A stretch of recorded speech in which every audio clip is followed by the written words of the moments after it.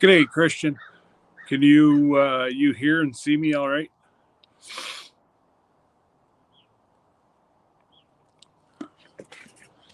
We're putting signs away. So that's what's going on.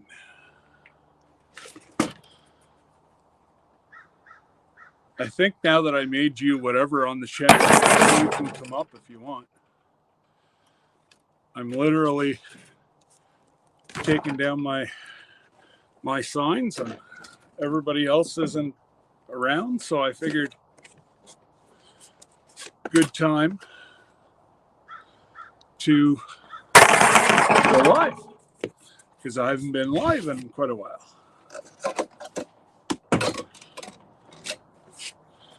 Because these signs here, I want to save, because even to replace these are $2, and the whole thing is 10 plus tax.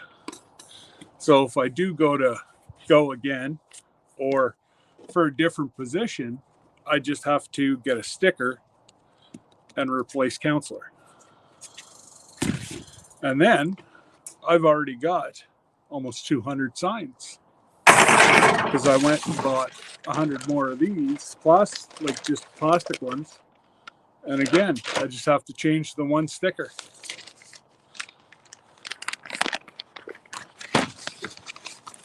I did make you. I sent it to your personal email like 4 days ago. Oh, I think it's time sensitive, so that means it might already be expired. Check and see if, because it's at the I don't want to say your personal email on here, but hey, Jamie.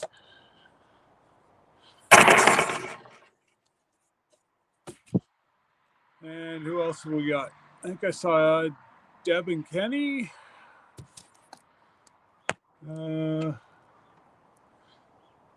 Yeah, Kenny and Deb, Jamie, Grey Wolf. What's going on, brother? Long time no chitty chat.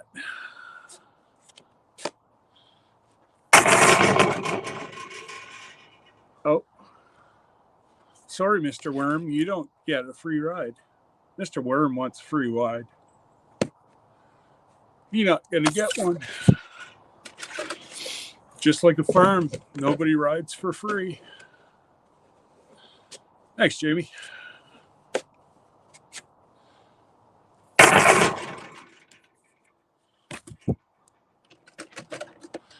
So I have just about 200 of these signs to break down. So I figured I'm going to be here outside a bit, and it is cold. Well, hence the toque, the hoodies.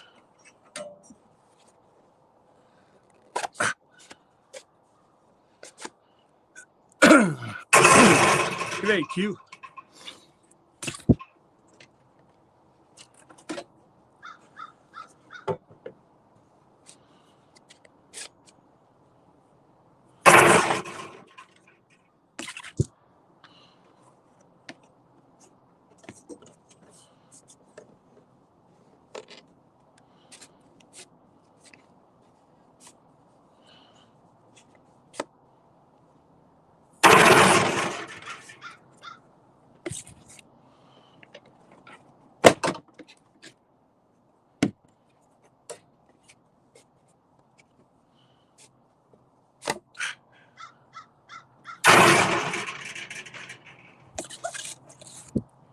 Yeah, don't think, Jesse, if you're still here, I don't think I can send you a new request right now.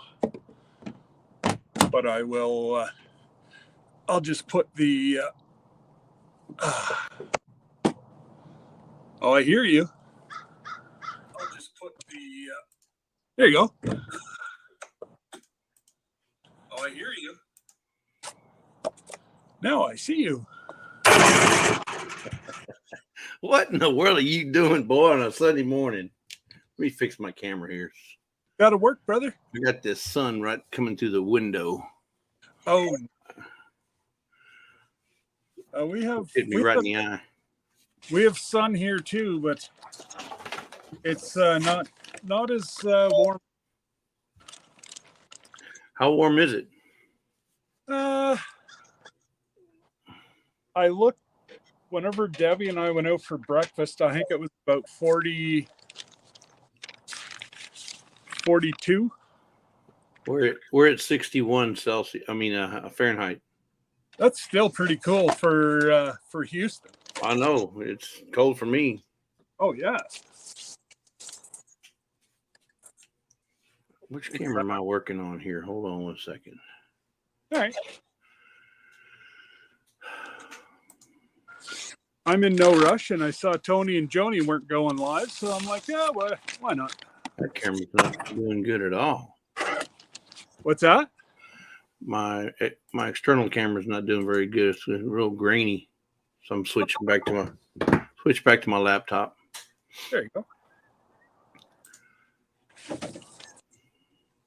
It's about 10:45 there.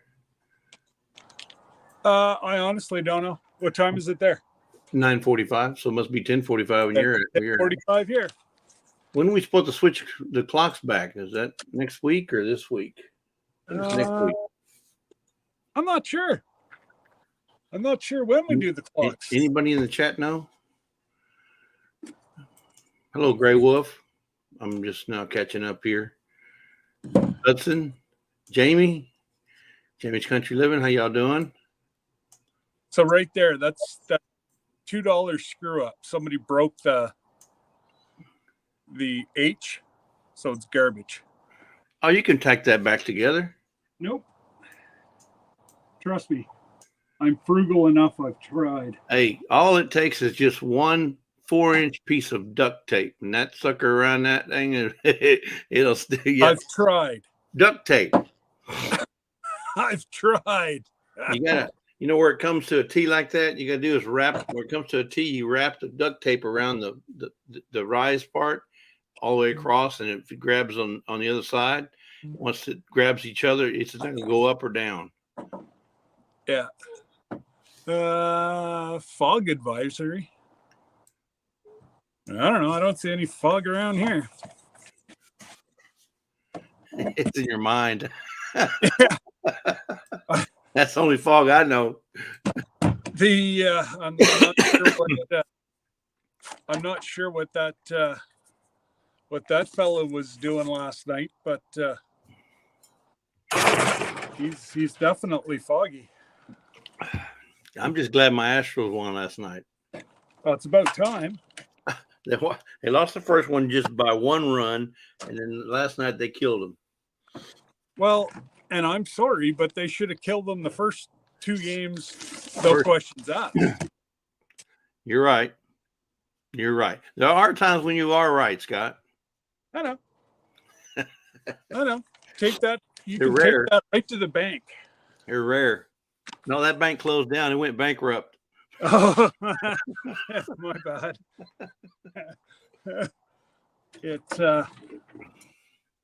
Yeah, we were, I was playing around there. Whenever you guys went on your cruise, did you guys, I'm seeing a lot of folks saying to bring fans. And I don't know why. You're not going to need a fan in January, not even if you go south. Well, that's it, because I've researched, and the end of January, 1st February, the warmest it's supposed to get is about 78, 79.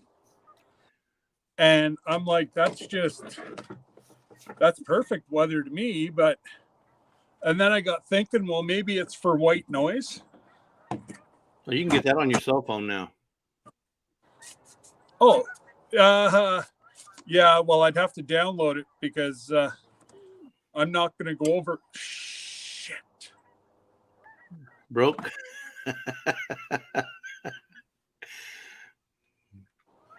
Like I said, they're $2 a piece. I'll try to fix that one. I'm telling you, you can fix it. Hello. Not that I Deborah Rusignolo, how you doing? Good morning. And you also got It's Our Abundant Life. Just came in. I think that's Mike and Jennifer. There's Chuck. Chuck Chuck from Belinda Florida. and Chuck. Yeah, Scott's out there doing some honeydews. What's that? I said I was telling the chat that Scott's outside doing some honeydews. Well, not really. It's kind of my dues. It's your wife saying, "Would you get that mess cleaned up so we can get back to normal?" Yeah. Actually, she's been really good. So when you run for mayor, all you got to do is put a mayor sticker right over the word counselor, just at an angle. Why do you think I'm doing what I'm doing? Save the signs. That's right. Here's your sign. I've already got 200 signs. There you go. And it'll show the people, look, I have experience. I was a counselor. Now I'm going for mayor. See, sometimes we're on the sometimes we're on the same wavelength. Just a sec. I think I have a Dr. Pepper in my truck. Ooh. I know. Ooh, one of my favorite.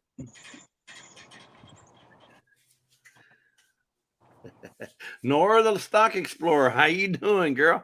Loved your little giveaway you had yesterday. That was awesome. So happy for you getting monetized. There you go. 23 flavors. Mm-hmm. So everybody tells me that the Dr. Pepper in Oklahoma is better than anywhere they've ever had Dr. Pepper before. Well, I don't know why, because it's all made the same. Well, and in fact, the Dr. Pepper main, what do you call it? The main bottling. The bottling company, yeah, in Texas there has the recipe for the syrup, and it's the same recipe they use, all around the world. Well, that's what I kind of thought. Now, somebody, I even forget who it was. Oh, Mike Fowler. Well, Braxton, his young lad. So that they make Dr. Pepper, right? But then they also make Dr. Pepper with pure cane sugar. Now, if you about to get the pure cane sugar, that does taste better, but you're eating a lot of sugar, drinking a lot of sugar. I prefer the zeros myself. Well, I tried to find that up here, and we don't have the zero in Canada that I can find. So the zero down here is so popular that they can't keep it on the shelves. Really? Oh yeah, it's hard. You have to know when the Dr. Pepper man is gonna be at the store and be there like the 30 minutes to an hour after he leaves, because the zeros are gone. I mean, and I like them in the bottle as opposed to the can. But if I have to drink can, I'll drink can. But yeah, if you want to get some bottles, you better be there early. Really? Yep. They're that popular. Zero. What's the difference between normal and zero? It's just like half the sugar or something, isn't it? So yeah. So let me tell you a little backstory here. I worked for Dr. Pepper for 5 years before I went to work for Shell. Okay. And when I worked for Dr. Pepper, the Dr. Peppers in the machine there on site were 10 cents. So all you're paying for was the bottle or the can. The can. So I would put 6 of them in my ice chest, my little lunch kit, yep. And I had 60 cents. I had a 6-pack.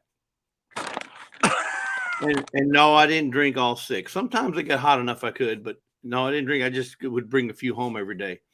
But then on Thursdays we had they call breaker days. So the ones that fell off the little plastic ring and stuff or whatever, the guys would bring back to the bottling company. They would sell the breaker cases on Thursdays for $1. So you can get up to 5 cases for $1. So I would get 5 cases of Dr. Pepper or whatever flavor. And we had it was like 25 or 26 flavors that we bottled there. And I'd bring them home. So I'd always have tons of sodas to give away. And I got hooked on Dr. Pepper. And then about, I don't know, 2 years in, they introduced the new diet Dr. Pepper, and I started drinking that, and I fell in love with it. But now you drink the zero, which is no sugar, but I think it still has saccharin or something in it. But you have zero sugar. It tastes as good as the regular Dr. Pepper. It does, and it's a little bit, how can I say, has a little bit more stronger Dr. Pepper taste than the diet Dr. Pepper. Okay, so one of the guys on here, I think he's from Missouri. Yeah. And he was saying that that the zero is made with is not made with aspartame, which is good because aspartame is just a poison. Yeah, it's got some other sweetener in it, but it tastes just like regular Dr. Pepper to me. Okay. Well, I don't mind. I just don't like drinking aspartame. That's what the diet stuff. Oh, I don't know if I showed you this or not, but there's my your giveaway knife. Well, yeah, that who is it? Swamp Loggers. Yeah, from the fundraiser. Yeah. Yep. That's cool. So it's nice Triforce. It's already sharpened. Yeah. Is that the one you outbid me on? No, actually, I never did that one. I know. I'm messing with you, Scott. I was given that one. Between you and Sam, I didn't have, I didn't have a chance. Sam was only spending your 401k. That's all. Yeah. Hey, so Nora says she worked at the bottling company where they made the little bottle caps for Dr. Pepper. Oh, cool. Yeah.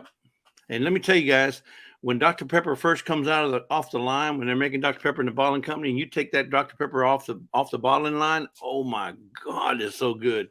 And it's cold because it comes out just like 2 degrees above freezing. That's how cold it is when they bottle it. Okay.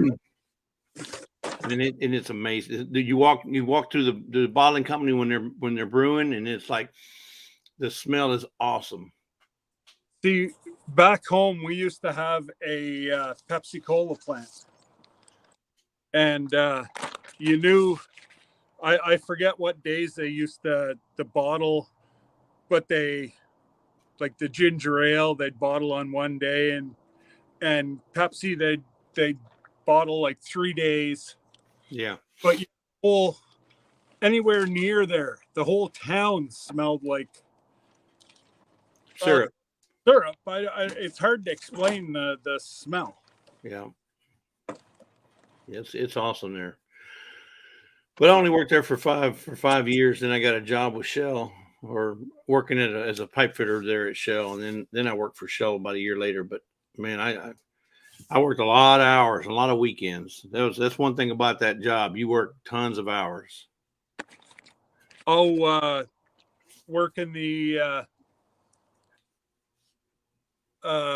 the bottling plant. No, I didn't work in the bottling plant. I delivered drinks. Well, I started out as a truck driver delivering for Dr. Pepper.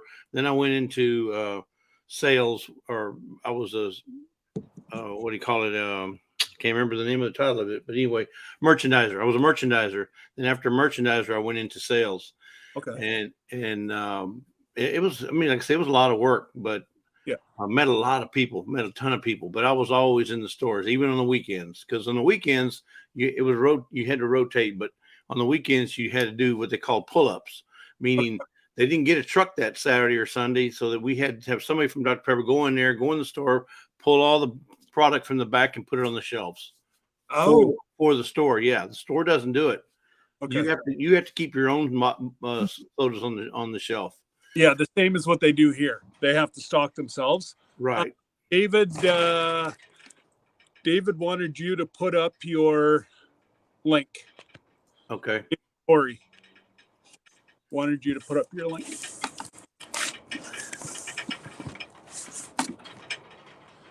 But yeah, my oldest was supposed to be out here helping today, but I don't know. You're not paying enough. Yeah. Room and board doesn't count anymore. Right. You know, I'll bring up whenever it's 40 below outside. Maybe she can go out and shovel the driveway. Yeah. But oh, whew, there we go. So, John, I don't know what dandelion and burdock juice is. I've never had dandelion, and I don't think I've ever had burdock juice, unless it's something else here in the States. Dandelion is well, you know what a dandelion is, Right, but I mean, I've never had the dandelion and burdock juice mixed together. No, I've never even heard of. I know what burdock is, and I know what dandelion is, but Yep. only ever once tried dandelion wine. I don't even think I swallowed it. I think I spit it out faster than it went in. It was nasty.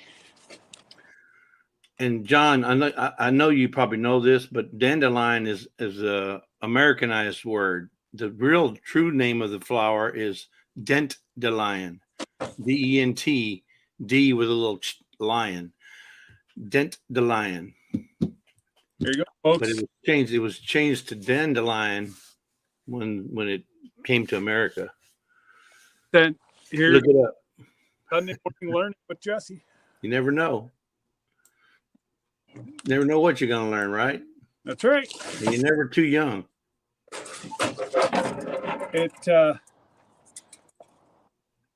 That's what I'm doing, is trying to watch as many useless information shows. Oh, so you run your own playlist every day? Pretty much. Between mine and yours, yeah. There you go. You can't get more useless than those. No. But so Tony and Joni was a no-go today, I see. Yeah, they had some kind of technical difficulties. They couldn't get the thing to work, so they just called it off. Well, I don't know what's going on. I didn't talk to him. He sent me a note. Yeah, I think supposed to be half decent down there today too. So it looks beautiful looking at the sky you got there. It's cool and brisk, but it's nice and clear. Oh yeah, it's beautiful here. But it's just it's crisp. But like I say, this is still, like, I think this afternoon I'll be out here cutting my grass in shorts. Well, it'll be 15 to 20 degrees, so it'll be 60 to 70. Yeah, that'd be perfect. So, and we're supposed to hit that by noon. Morning, Tina Ladybug. Say that fast. Hey, Tina Ladybug, and Traveling Merton and Sue. Hey, Sue. I'm sure Merton's lurking somewhere, but I'm sure Sue. It's probably Sue, yeah. But he's not too far behind. What's that? He's not never too far behind. He's there with her all the time. Uh-huh. Roberta's Artistic Adventure. How you doing? You slipped by. I didn't see you. Oh, yeah. I said hi to. Yeah. Fisherman 506. Oh, is he in here? Yeah, he's here.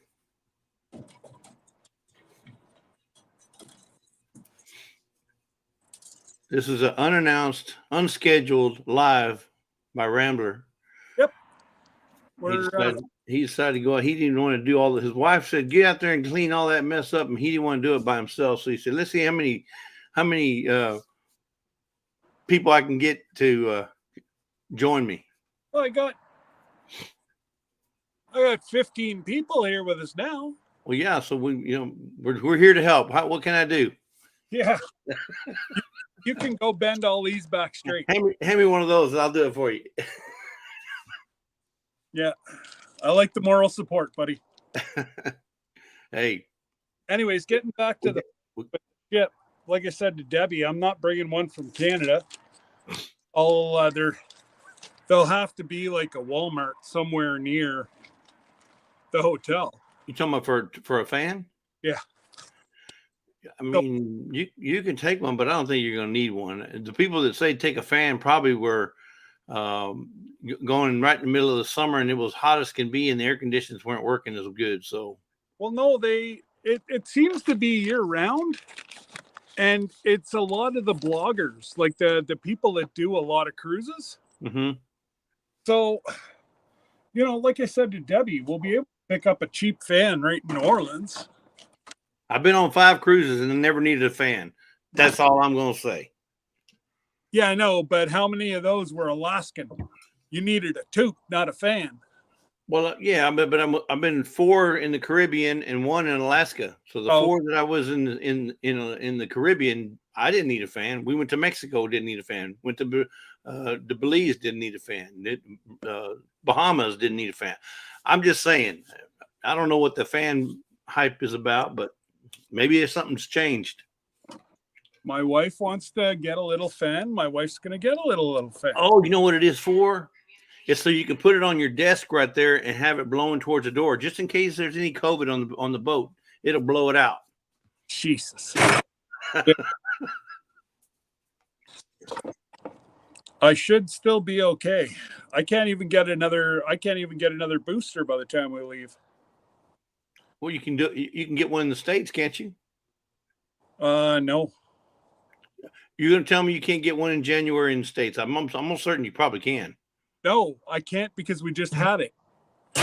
And you need 90 days. And I'm right on that cusp of, can I take it? Can I not take it? It's one of those, do you, don't you? Yeah. So well, I would think if you want it, I don't think anybody would refuse you one, but apparently you got to wait 90 days after you're infected. So it would be really close for us. You got it what, last month?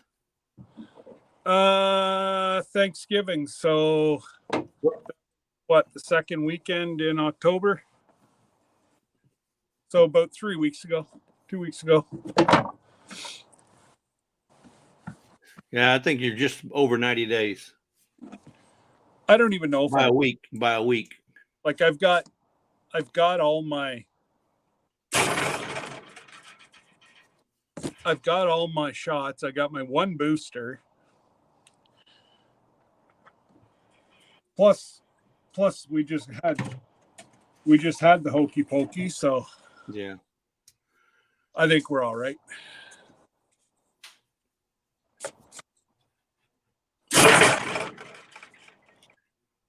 But so what else is everybody up to this fine and wonderful Sunday? Well, Lee says he's about 200 miles from Tony and Joni, so yeah, he says the weather's nice there. So I imagine they're having some good weather. And Tony and Joni have been getting it on that property. Well, working on them holes. That's it. Didn't I hear them say or something that they're starting to pour the footings or? Yes, they're starting to pour. Well, they had some rain there a day or so ago where it messed up. They put those sonotubes in the ground, right? And it messed one of them up really bad. So they had to pull that one out and redo it. Oh, okay. But other than that, I think they're doing okay. Well, I know Fisherman 506, he's been up there quite a bit. Yeah, that's Lee. Yeah, he helps them out a lot.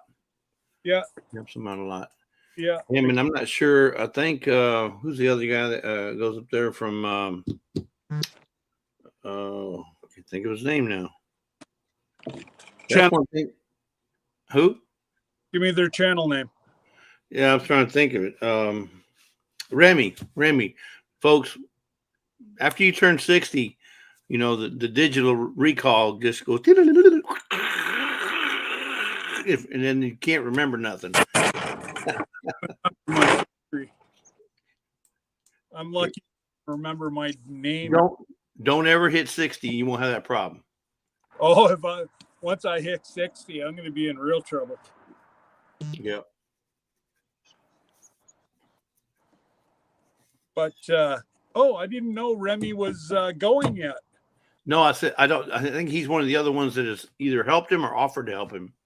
Well, he's offered, and then it was hunting season, and then he said to get in contact with him, and I don't know if they ever did. Yeah, I think he's called him, and they've probably arranged something, but it's got to be within the scope of time that Remy can do it, because he's by himself up there, so he's having to handle everything. Yeah. Well, that's it. I think. Well, and it was just Remy's birthday too. So. Yeah. And so for those of you who just came in, Scott's dismantling his election signs and trying to salvage what he can for the next election. Got to think 4 years ahead. Yeah. And it's funny, one of the guys that ran, he didn't do very well, and he got angry, and he started a bonfire the night of the election, and he was going to burn, and he got all these signs, like Coroplast, and they're, like I said, they're over $10 each. They're durable too. Oh, that's it. Well, this is my third election with these. And so he was going to throw them in the bonfire. His wife said, "What are you doing?" And he's like, "Rah, rah, rah." She's like, "Dummy, think ahead 4 years. You said that you could only afford 50. Well, now you're going to burn them." What you need to do now is put a little Rambling with the Brum sticker on the corner of each one of them, so they can start thinking, "Hey, I know that guy." Yeah. Like Coca-Cola, they put their brand everywhere. Yep. That's one thing I don't push my YouTube channel very much anymore. Certain people know I have it, but that's it. I like to keep some stuff personal. Yeah.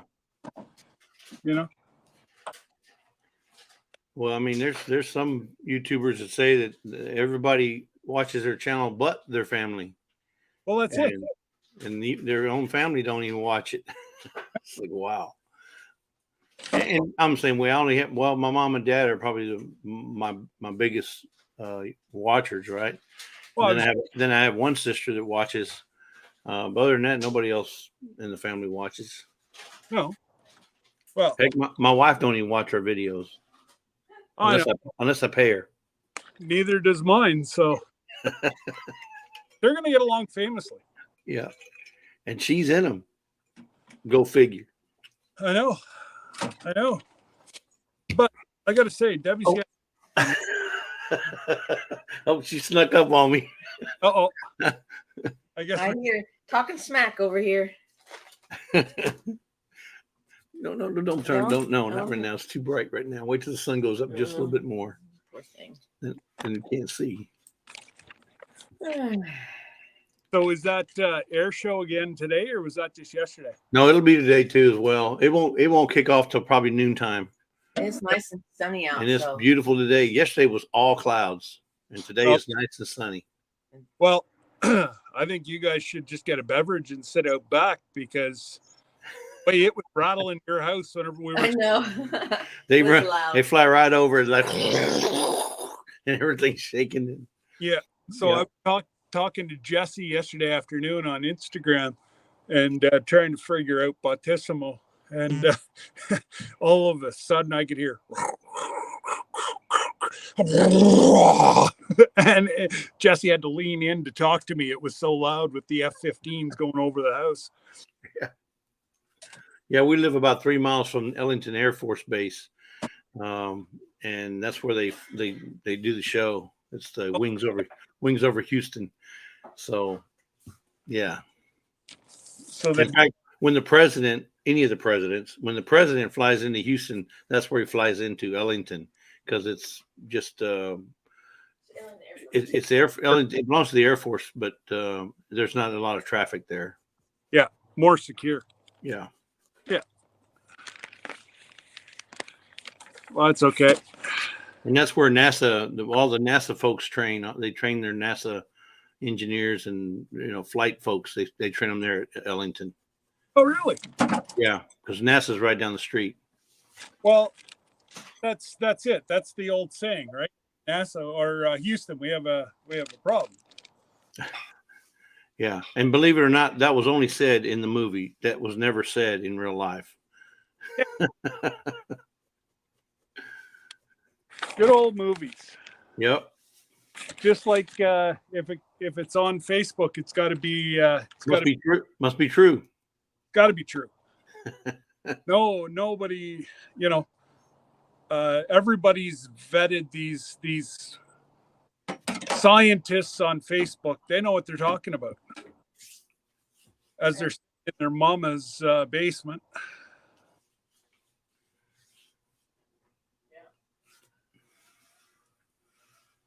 Ooh, that one she be crooked.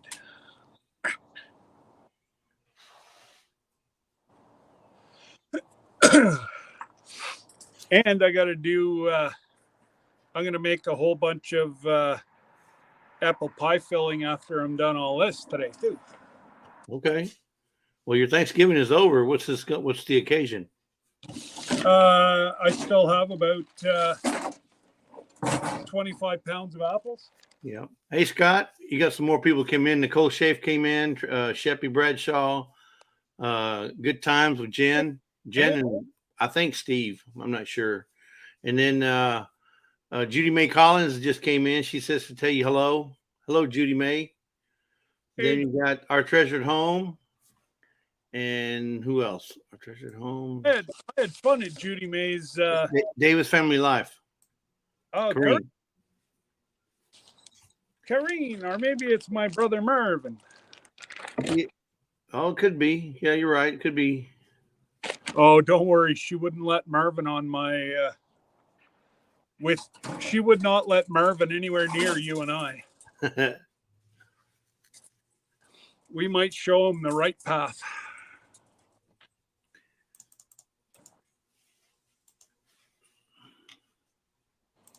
We may just, show him the true way of the spirit. Nope, it's me with the the little devil sign there. Yeah, so if it's a devil, it's got to be Kareen, because Marvin's a saint. No comment. Yeah. Oh, I know. I'll get it tonight whenever they go live. So for those of you that after Joe, Marvin and Kareen go live at 8:00 Eastern tonight. 7 o'clock Central. Yep. Go over and say hello. They're good. Also, I think the Vineyard Chicks have got a special live going on tonight as well. Right? That's tonight? No, Monday. Oh, no, I'm sorry. Never mind. It's Monday. Thanks. Halloween. Oh, Yeah, Monday night. They have a Monday night special. Okay. I was going to say, I was talking to them yesterday and I didn't hear anything. I So, want to say it's like 7 o'clock or 6 o'clock, somewhere in there. okay. But the Vineyard Chicks has got something going on. Oh, you never know with those three. Yeah. So Nicole Schaaf, how you doing? Hey, tell Alan. No, Hey, Alvin. Tell Alvin we say hello. Al's usually not too far away. Yeah. Hey, Alvin. He could be on the back step trying to light his fire. That's if he Yeah. didn't put water in it. No, he's on the back step sweeping off all them leaves. Oh, I know. I've never seen anybody have as many leaves as Al. Yep. Every single day he's sweeping leaves. Al. Corrine says, "How sweet of you to do that for your troublemaker sister-in-law." I always give you shout out. I could say it's because Sheppy was going to be there in Marvin, but I said you.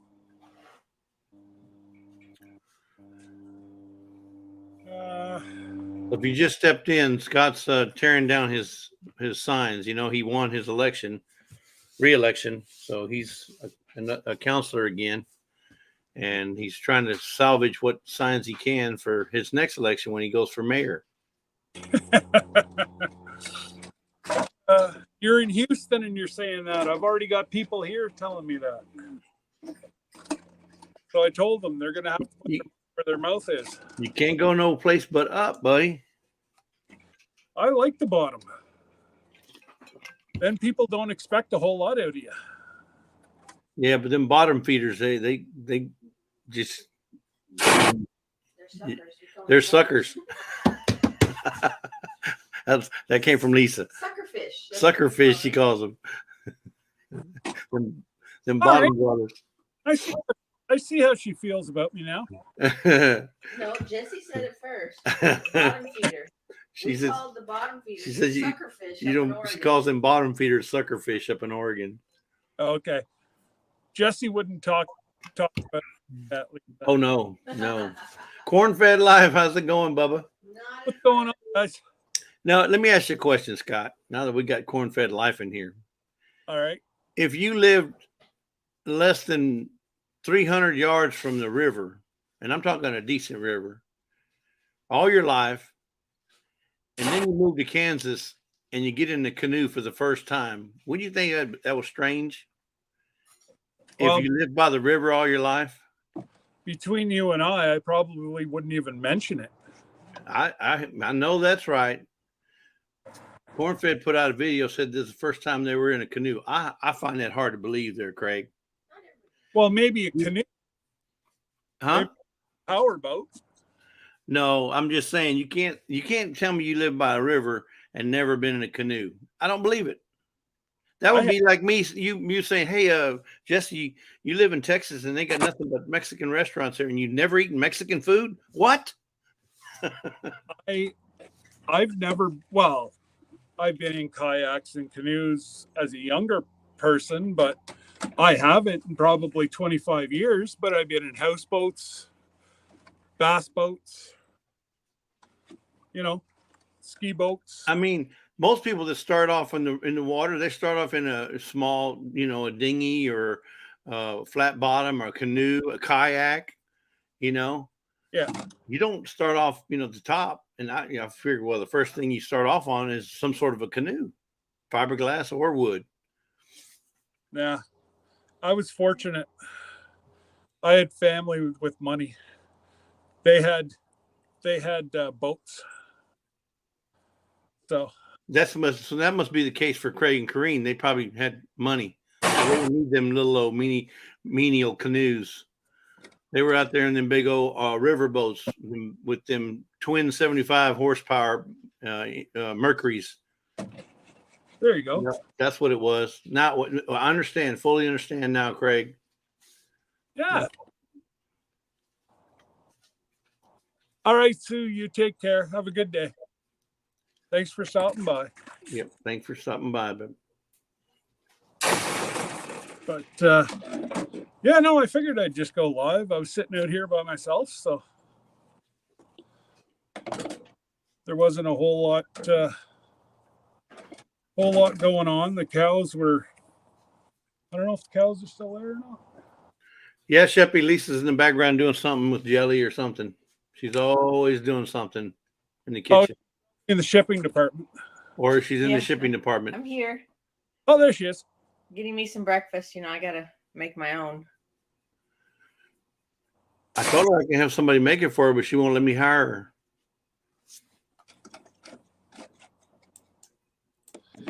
I know. I'm with you, Scott. I was shaking my head too. So hired a disabled white guy for the winter, and I'll be down in a little while. Only for the winter? It's warm enough up here during the summer. Yeah. But oh man, this is like a never-ending. What have I got? I've got. Yeah. Well, you got corn-fed just came in, and what Scott's doing is he's disabling his re-election signs, trying to salvage what he can for his next election, And I still have all which is in 4 years, right? 4 years, Bubba.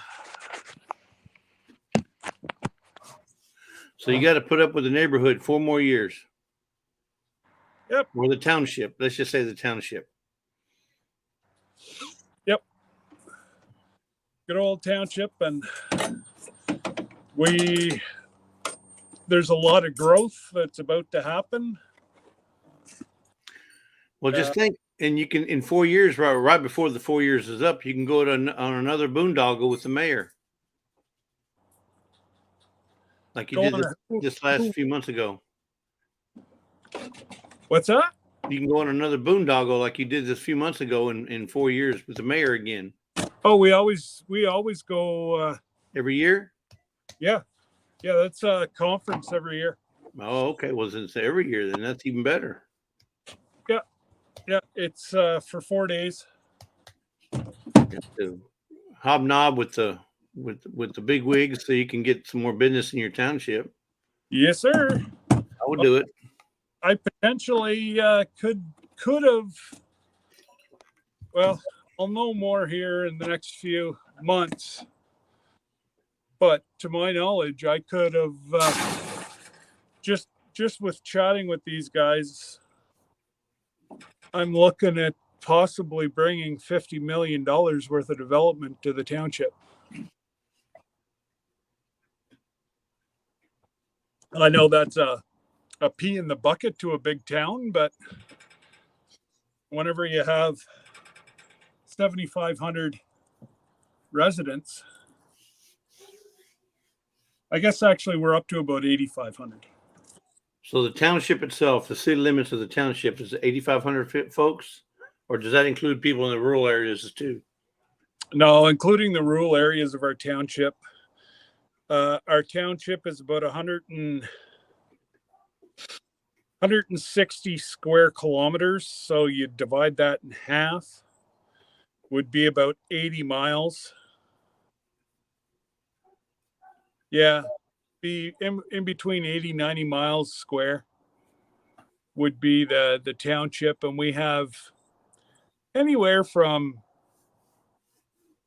75 to 8,500 residents in the entire township. Right. So and how many of those 8,500 go vote? 65. 6,500? Yep. That's pretty good. That's a pretty good turnout. No, we only had 40% this year. Well, what I'm saying though, if you look at it per capita, I mean, Houston's got 5 million people over here. Yeah. And if 1 million people vote, I'm surprised. Wow. That's what I'm saying. So if you get 6,500 people out of 8,500 voting, No. That's who can vote. That's not including the children. No. So I'm not talking about that. Well, so 85 to 9,500 is including all the children. Oh, okay. 85 that can vote. And of the 65, how many vote? 40%. 40%? Wow. Yep. It was about 2,900, 2,800? Yeah, something like that. Wow. And then, because I got, with all the people at time, I've never, ever seen, we had 7 people running for 3 seats. and I got number 2 seat. So And that's and that's pretty high, isn't it, for a township? That many people Oh. running? I've never heard of that before. The most I've ever seen I- the most I've ever seen is 5 running for 3. I mean, I've seen it to where we had several seats, councilman seats here, and when I was in South Houston, that didn't even go run contested. Didn't even it wasn't there was nobody to run against him or her, and never have I seen 7 people vying for one position. No, that's and it really wasn't. There was a lot of lies in this election here, a lot of non-factual information, and Fake news. yeah, bro, I didn't that, but yes, fake news.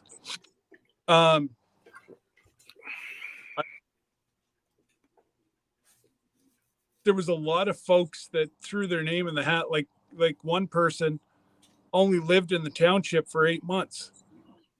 Half of the stuff that she wanted to bring forth, we've already done.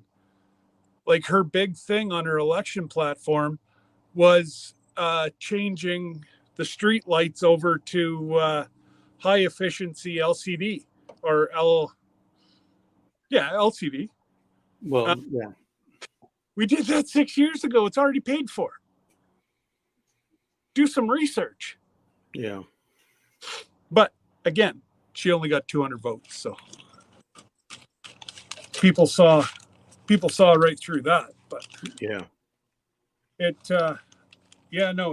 was an election that I honestly didn't know.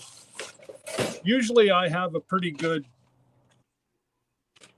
grasp. Usually I feel really, really good, or I can usually call it. Yeah. Up till I saw my name in yellow, I did not know if I got elected. It was that close and that many people. Like it was and there was people that ran that didn't even leave their house. They put up a few signs on the side of the road. That's it. Like they didn't go canvas or, They weren't serious about it. No. Like if you're gonna be serious, that's one thing. But to waste everybody's time is a total other, I think they need to raise the price, and it's going to stop a lot of that, because we have to pay to get on the ballot. Yeah, we have to pay to be on the ballot. Right. If you get 5% of the vote, you get your $100 back. Minimum 5% of the vote. So we have 1 or 2 that they're not going to get their money back because they didn't get 5% of the vote. Right. Help to weed out all the riffraff, if you will. Well, that's what it was all done, to stop that kind of thing. But I'm on the fence on that. I think everybody should be able to run. I would hate to see a good person not be able to run for office and help out their community because they couldn't afford $100. Yeah. Shepherd said they were curious and wanted to see what rain was like. Sheppy was saying that some people may run because they're curious about running and what it was like. Oh, they can come talk to me. I'll tell them. Like it takes a lot out of you. I can imagine. I mean, especially like I know you were during those last five or 6 weeks. I mean, you're hitting it pretty hard, so I can only imagine. And then having to put up with, if you will, the bad news or the fake news and the lies and that kind of stuff. Having to deal with that because I know you're getting questioned by the community saying, "Hey, is it true about this? Is it true about that?" You know, you're having to, if you will, save face with everybody you talk to. And I'm not saying you, but whoever's running is having to do that. So it cost me an extra 500 because I sat down and did my numbers, and it cost me an extra $575 because of all the per se fake news. Yeah. And finally, I just got angry, and I just started answering folks. Just give me 1 second.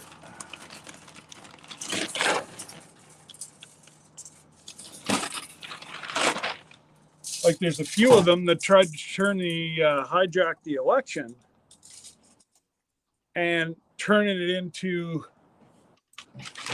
a one pony show. Right. And it's like, you know, if you think there's only one big issue for this township, you need to really evaluate why you're running,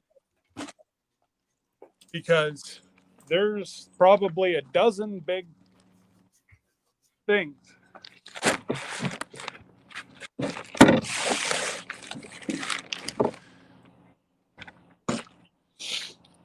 Yeah, there's about a dozen large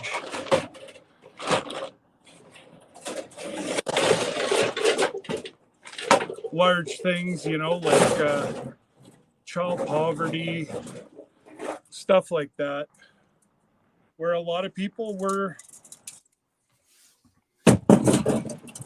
not even focused on it. So stuff like that is why I got number 2.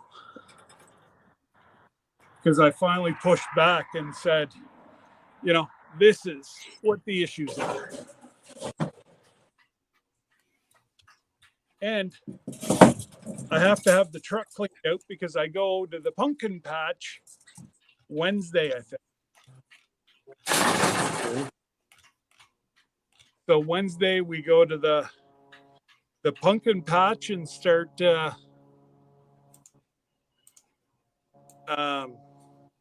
I fill the back of the truck full of pumpkins. And where do you take them? The cows. Just throw them out there? Yeah. Yeah, Oh, okay. I love pumpkin. And they eat them all? Yeah. Yeah. Wow. So we crush the pumpkin up because they like the innards as well. Right. And Barney's the only one smart enough that he'll put his big hoof down and where the girls won't, they'll try to horn it.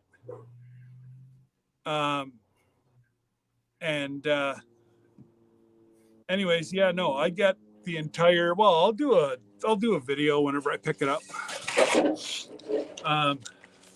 Just pick one up with your drone, take it up about 100 feet, drop it. It'll go in pieces. Yeah. My luck, the drone will come down on top of it.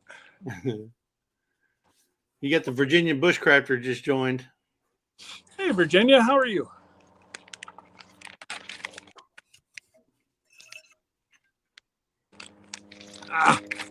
There we go. Virginia Bushcrafter. Wouldn't that be Daniel Boone? Wasn't he from Virginia?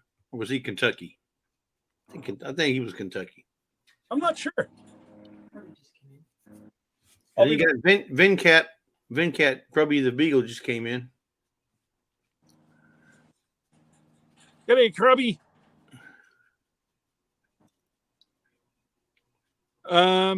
I just got to go over and get some more, so you can sing and dance and entertain the people for a minute. Go ahead. J09's on site now. That's my Krubby the Beagle character name. J09. Krubby's got or Vincat has a cartoon series he's been creating, and he's got me in there as J09. I'm not the star. I'm just a character. Yeah. Hello, Judy May. How you doing? Yeah, but I'm by myself now. I got everybody here. Treasured Home, Nancy, how you doing? And I'm just going back up to chat here. See, make sure we didn't miss anybody, or Scott didn't miss anybody. It's his live, not mine. Sheppy, hello, Sheppy. Craig and Corrine, if you're still here, hello. Probably said, "Yet you are just a star, Jesse." Green, Jen and Steve, Good Times. Judy May says, "Jesse, yes." I wonder if Jen and Steve ever have any bad times, because if they do, then you can't say that it's Good Times Homestead. Judy May says, "When the cows eat the seeds go in the ground and they have rogue pumpkins." Yep, there you go. That makes sense. If you have cows that eat those pumpkins and they eat the seeds and they drop the seeds out the back end there, you're going to have some pumpkin patches out. Rogue pumpkin. That's what we try for. Hey, and they're already fertilized, so you ain't got to put out no fertilization out there. Amen. That's what you're laughing. That's the whole idea behind it. I don't know. It sounds gross though. Yeah. No, cow poop is one of the best fertilizers you can use. Absolutely. But it still sounds gross the way you say it comes out the I back. I got a slug trying to. I have a slug trying to get free ride. That one must have been on the ground. Yeah, it was. I just got to go get a couple more loads, and that's all of them over here. Good morning. What is it? Jamie's Country Living. Yeah. Yeah. I'm here. I'm in the shipping department right now. Yeah, she's back in the shipping department. I Working. still have She's got some things to catch up on. Mm-hmm. Yeah. Mm-hmm. As he says it here and on the computer. Just saying. Well, he pays for everything, so guess I got to help out some way. You may sound like she's whining and complaining, but she knows she loves it, because if I start doing it, she's get away. I got it. Mess it up. I'd mess it up, and she doesn't want me to mess it up. So, she does it all, and she don't mind doing it all. Yeah, I don't mind doing. Especially when I have the whip in my hand. Whatever. Where's my adjuster tool? Oh, there it is, right there. Right here. Yeah, so he's got it right ahead. This used to be straight until Lisa got a hold of it. Well, I don't blame her.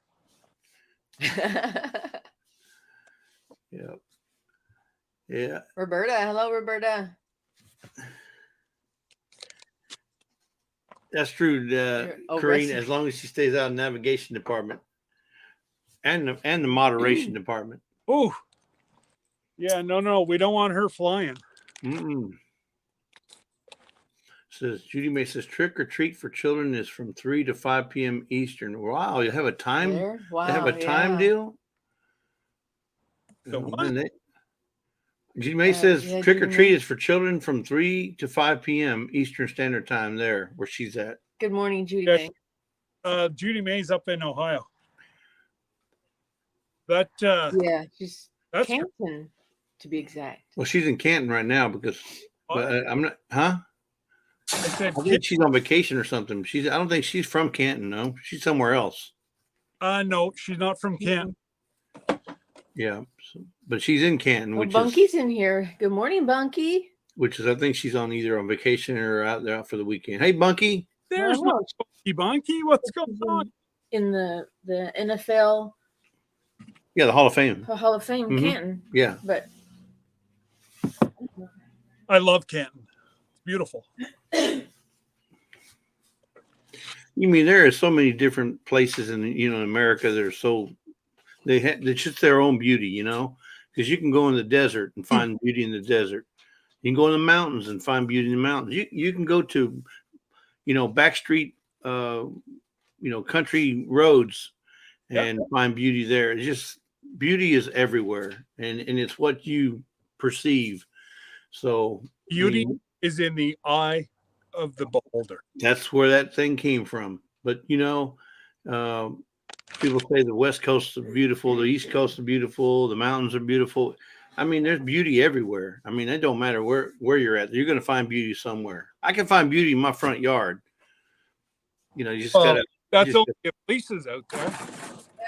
No, I was talking about me. If I had a mirror out in the front yard, I could find beauty in the front. Sorry, buddy. I thought we were helping out Miss Lisa on that one. My bad. That's a given. I'm talking about for me. Well, You said beauty was in the eye of the beholder. well, yes. Okay, so if I behold a mirror in front of me, then I got beauty there. Hello, Charles. How you doing? Fallen, Arkansas just joined. G'day, Charles. It is quite easy. It is Halloween, so nobody can really make fun of you today. They should only be complimenting you on your. No, today's not Halloween. Tomorrow's Halloween. Oh, right, that's right. You're getting ahead of yourself. Come on. I know from one day to the next. Yeah, I wish they would make Halloween like the last Sunday of every month or last Saturday of every month, every year. And in October is having it on the 31st. No, Because Halloween is not the same if it's on a Monday or Tuesday. Should be the last Saturday. Whatever, last Saturday of every October, last Saturday of October. That way, if the kids want to go out and trick or treat, they're not having school the next day, and That's it. or if they want to go to trick or treat parties or trunk or treats, it's not. People want to go and dress up and have a Halloween dress up party or costume party. They can do that. Yep. I'm not for Halloween or against Halloween. I just think it ought to be on a Saturday. That's right.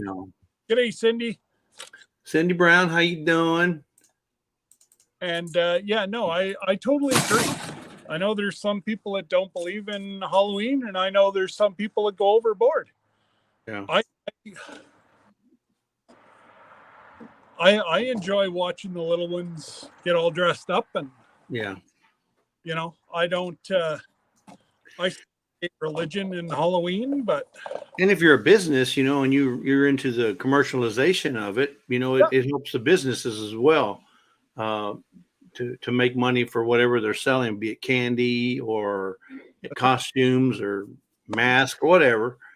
It'll help that business as well, the economy.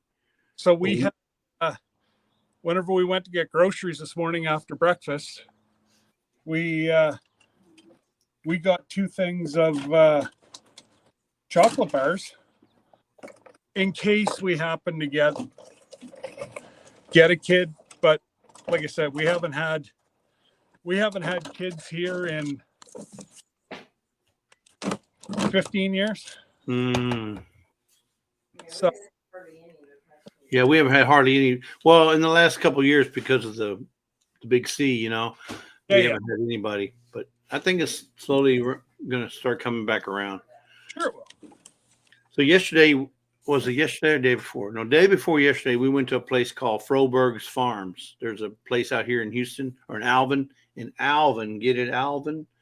It's called Froberg Farms, and they have a bunch of they raise a bunch of and grow a bunch of stuff, right? Okay. So we got a bunch of pickles. They have actual the pickling cucumbers. They have them.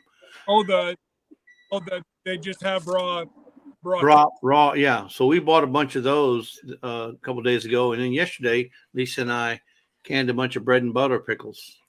And so guys, I can really say he did help out because I called him. He was in the kitchen, probably under Miss Lisa's feet. No, but was kitchen. Yeah, kind of, sort of. But he was actually. He can say it was us this time because he sliced them for me. He did slice them. I didn't. The mandolin did. I just went. But it's one of the easiest One of the easiest recipes I've done. I did the Mrs. Wages packet Yeah. with it. Oh, Yeah. And And so you she made a just- bunch you of add bread and butter. vinegar and sugar and heat it Yeah. up, and then pack your pickles and Put your spice in there, and then Yeah. you're done. oh, you see, I did mine I used my grandmother's recipe. Did I ever send you guys down any? No, eh? You sent the No. relish. You sent the relish to us, but that was excellent. not pickles. But no pickles. Oh, okay. Yeah, Bunky. I was the helper of this time. I wasn't watching football. I wasn't watching baseball. I was in the kitchen slicing up these bad boys right here so they can. You give them trouble, Bunky. You keep them sharp, honey. Yeah. Bunky says, Yeah.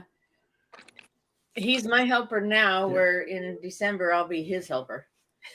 oh. Linda's not in there, I don't think. You see, now I know why Bunky's nice to you.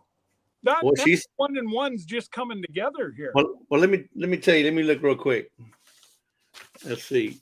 No, Bunky has never been on my naughty list.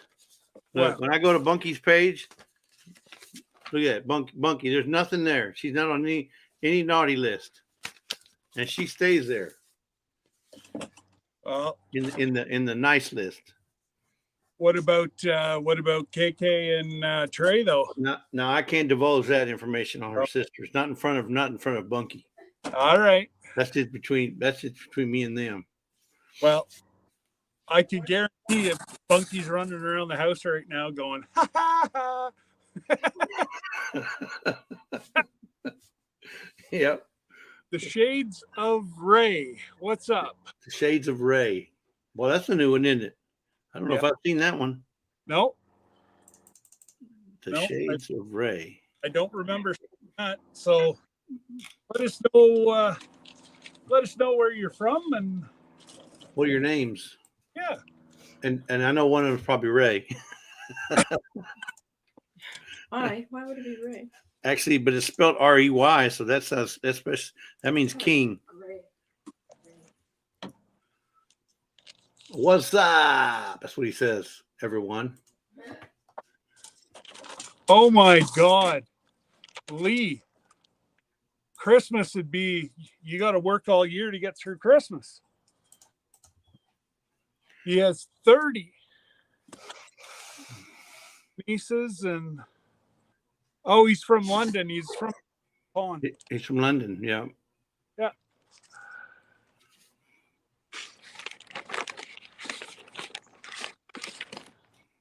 Speaking of across the pond, I haven't seen Craig today.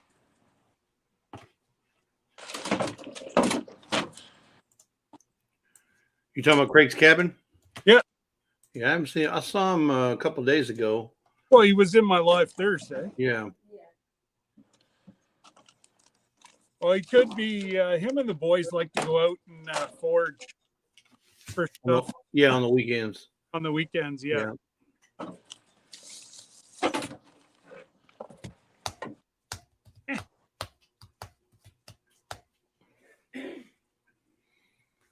But anyway, so that's what we've been working on. Let's see what else we got going on here coming up. Well, I got to put my video out for Noodle November. Yeah, we're gonna finish it. I've got to. I guess in the next couple of weeks, I'm going to have to do my Christmas candy video. What are you doing this year? Good try.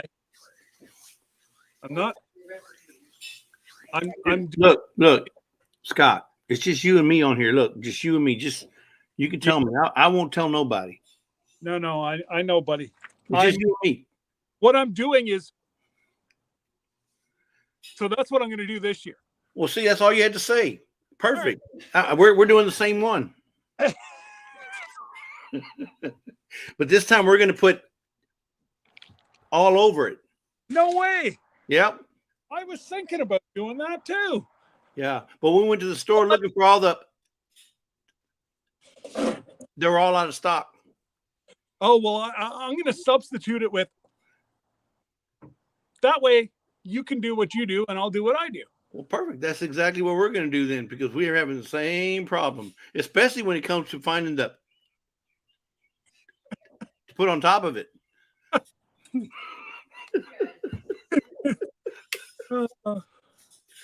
Listen, guys, if we don't amuse ourselves, as long as we make ourselves laugh, that's really all that matters. Are you going to do the one for CNC? Which one's the one? The cookie one. There's a cookie one coming out. Which Yeah, one is that? I wasn't after that one. Yeah, there's a cookie one and a candy one. So there's 12 days of cookies. That's this Ashley one. Three of them that I know. The one you're talking about is by Southern Roots by Sherry. That's right. Correct. That's the candy one. Yeah, Sherry's asked me months ago to be part of it.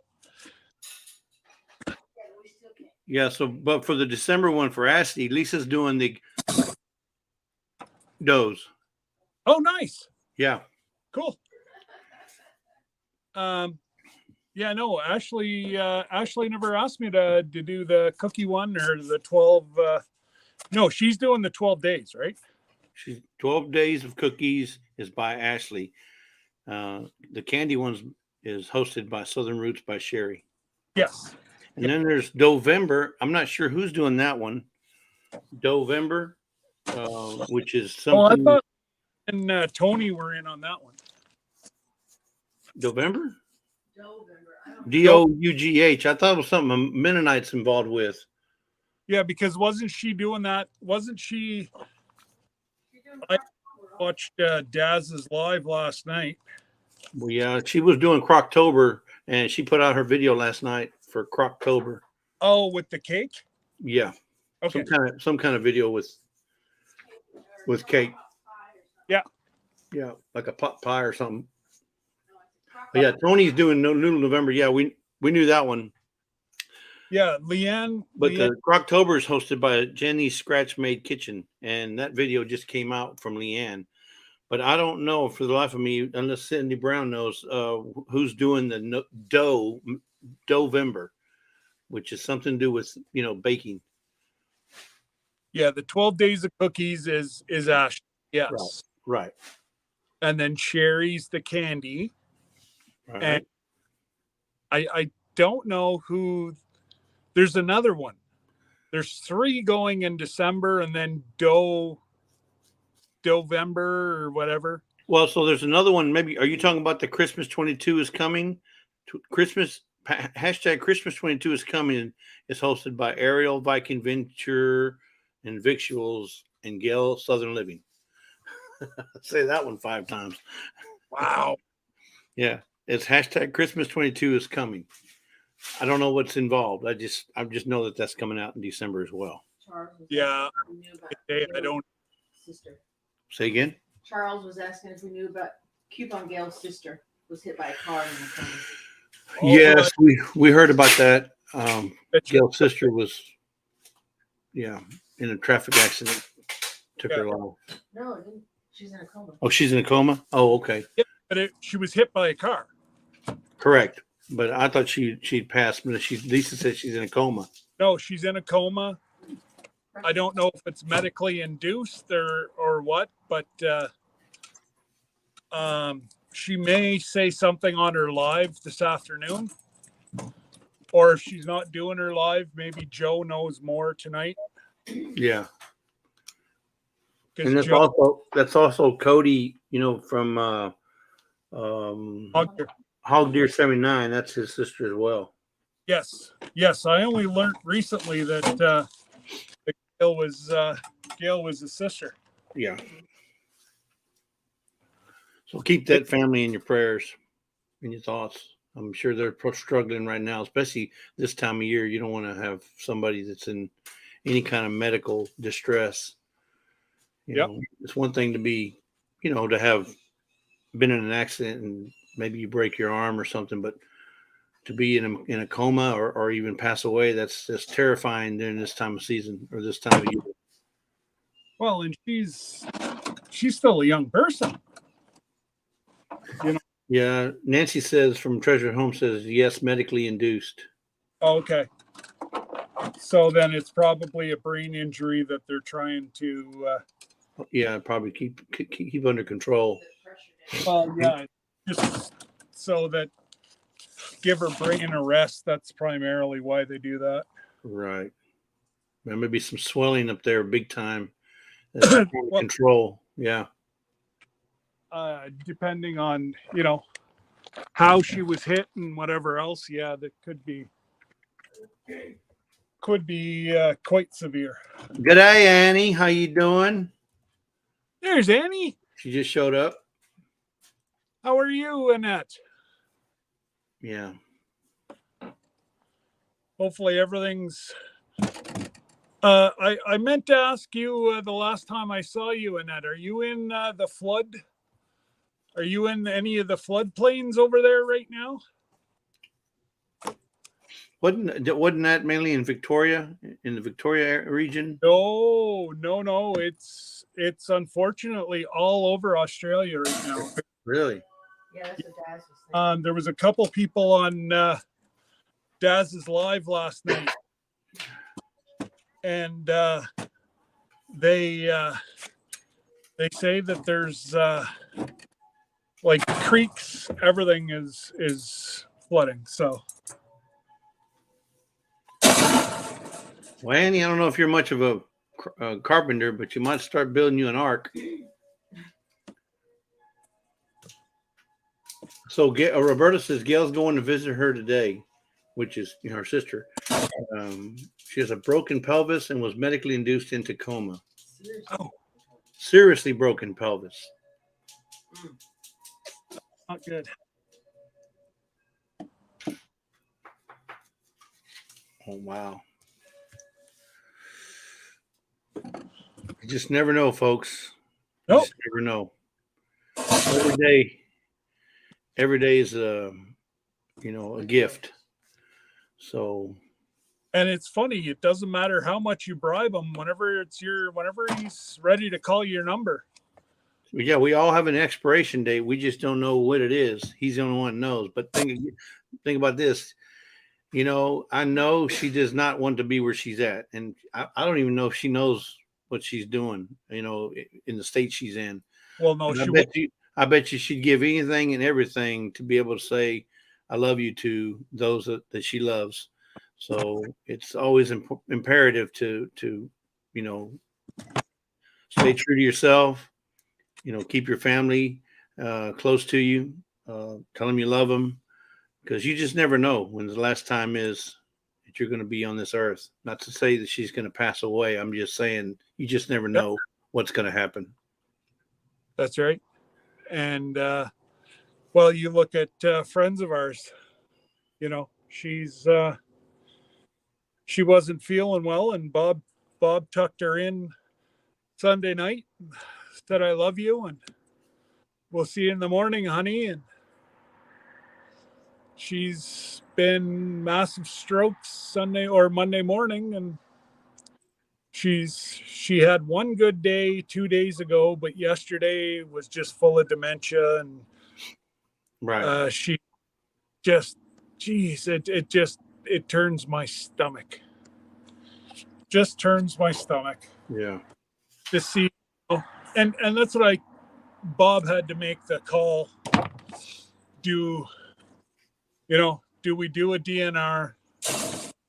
And she's 84, so she had a really good life. And like I said to Bob, and even her kids said to Bob, because they had kids and then they met, and like her kids even said to Bob, we would have been angry with you if you would have said to keep her alive as a vegetable.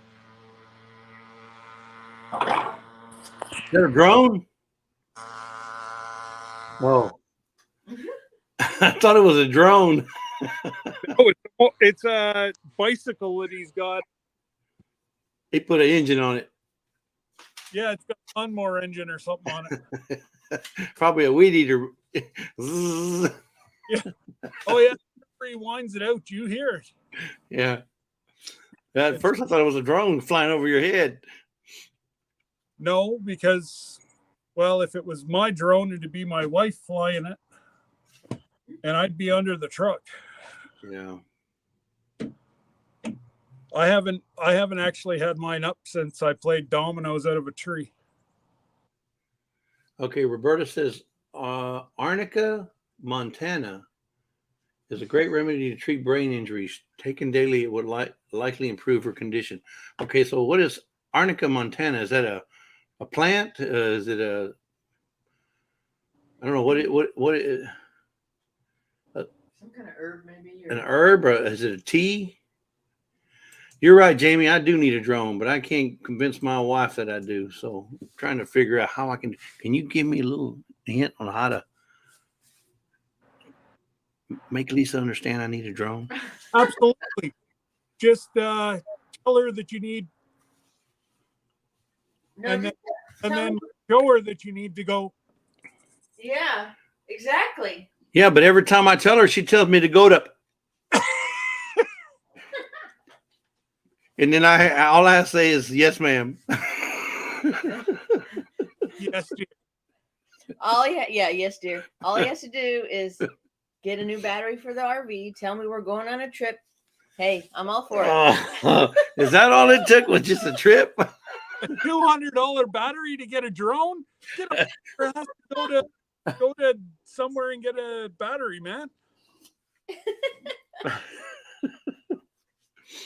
Oh my goodness. Actually, Okay.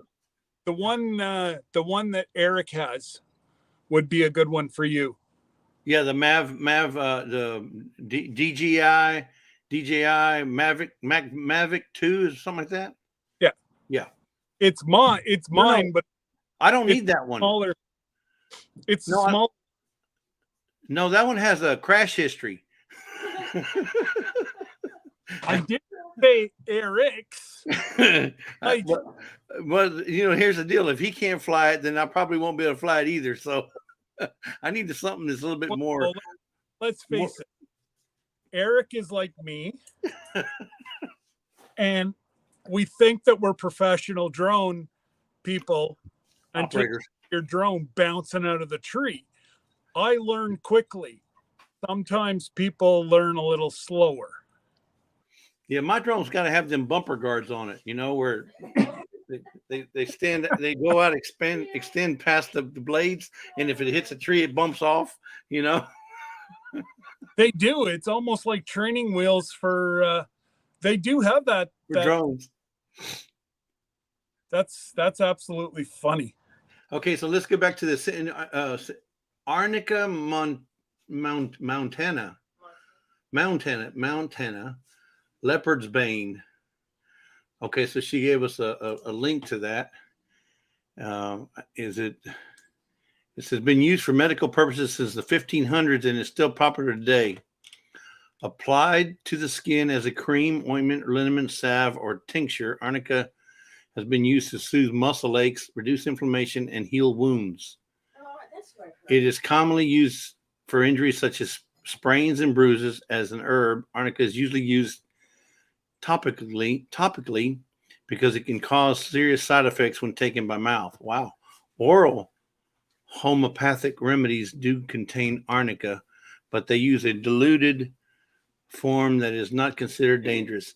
If you have any question about whether you have the herbal, I'm going to have to order some of that. Well, I'm going to have to order some of that. And in fact, do you have, Scott, do you have the Amazon Instant? Because I'm going to order it right now. Oh, hey, I got it already. Wow. That's quick. Amazon is quick. look, guys, they delivered my stuff. This is called Arnicare gel. I'm not sure if it's probably the same thing, but it maybe have some of it. It says all natural. Arnica natural. So Unscented, non-greasy. I knew I heard Lisa had uses that on bruises. She uses it on bruises, she said. okay, but what I'm thinking is for my muscle spasms, Oh, I got something better than that for muscle spasm. They sell this in Canada. Yeah, Yeah, it works. it's a salve. It's almost gone. I use it a lot, but you can find this, and I sell you a can. They're expensive though, $50. I'll let you have this one for $50. Cool. I'll send you a new one for 300.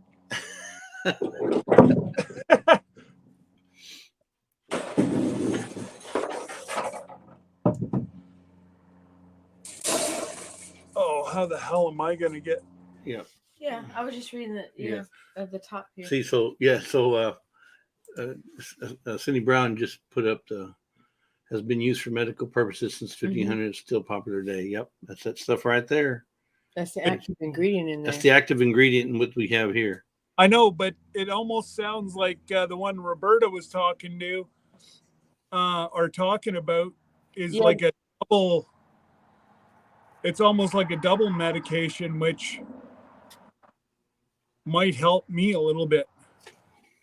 Right. It says muscle pain and stiffness, swelling from injuries, bruising, pain relief.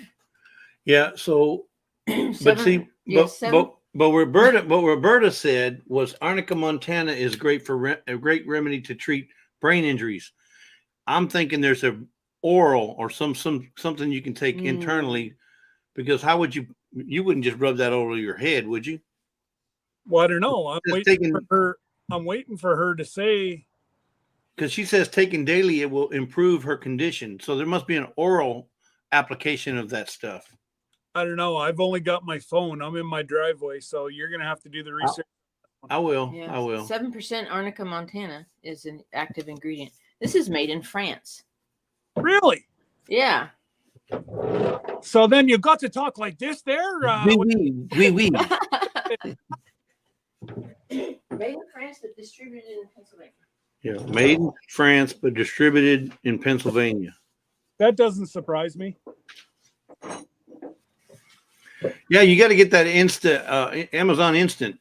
It works really great. Yeah, somehow I don't. Wow. I think I had a lot of my signs stolen this time. You know, they got that Amazon, that same day delivery Amazon.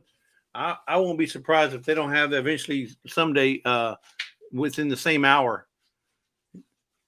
Well, Amazon within the hour. Well, they would for a big community like you. Yeah, I'm sure they do that, but there's no way in heck. Like most of my Amazon stuff comes out of Toronto, which is 5 hours from here. So, Scott, I hate to tell you this, but there's only two places. There's heaven and hell. There's no heck. Okay? There's only two places, heaven or hell. So there's no way in heaven or there's no way in hell. I know monkeys. Monkeys in here. 2, 4, 8. That's HE double hockey sticks. 2, 4. So some surgeons prescribe it for their patients post-operatively, and some sports teams use it routinely when athletes are injured. Yeah, but my whole thing is there a pill? Like, that's what I've been asking. I'm not able to look right now, but I'd be taken away from your live. But I'm sure there's something. You should. I'm sure there's something orally you can take. I just don't know what it is. And if it's in like Montana or something like a different state, I might need somebody to order it, and I'll just send them the money. Because stuff like that, I don't know if I'll be able to get across the border. So Cindy Bryan says there has been some very promising studies using Arnica in the acute management of stroke. There have also been other studies where a protective role of homeopathic medicine was found by measuring levels of metabolic byproducts of stroke in animals.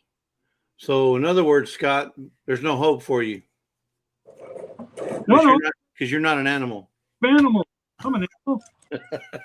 This isn't 1 hour, but it's free delivery today, 2 p.m. to 6 p.m.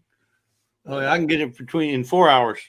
And there are tablets on Amazon. That's it. Arnica, Montana. That's just one of them. There you go. That was just Scott. the first one that popped up. They got the arnica in pill version. Look at the screen. Look at the screen. But you'd have to do research on what the milligrams or whatever the dosage. Which ones? Oh, okay. Right there. I'll have to see, because there's some stuff that you guys can get that we can't. And vice Right. versa. And what you can get is like twice as much as what we would pay for it. Well, that's it. So I'll see how much it'll cost me, and I may put down the money and get you to put it in my. Yeah, that's just the first one that popped up. Take a screenshot, folks. I know Cindy Brown probably has already.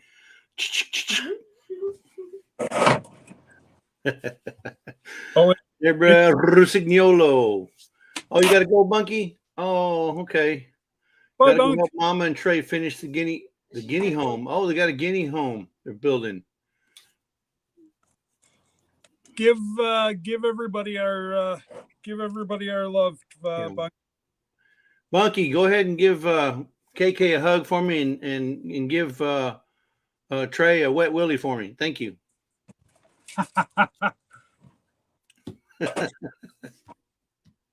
You are a disturber. Okay, let's see. Annie's just looked Or up. Let's look them disturbed. up, and you can get them in pill form, like a liquid capsule. A disturber or disturbed. That must be what Roberta was talking about when it said that they're having, success with the brain injuries. Yeah. So obviously now I just got to see if we can get it shipped to Canada. That's all. Yeah. Well, it doesn't matter. I'll just get it shipped to my box in Ogdensburg. Oh, that's true. Wait, Cindy Brown says there's no evidence that it will help anybody in Canada. Oh, wow. I said Cindy, but she didn't say that. I'll play it. I was going to say, just Kelly. So that's coming a long way. She did say that Scott is a long way. No. He said Scott is the.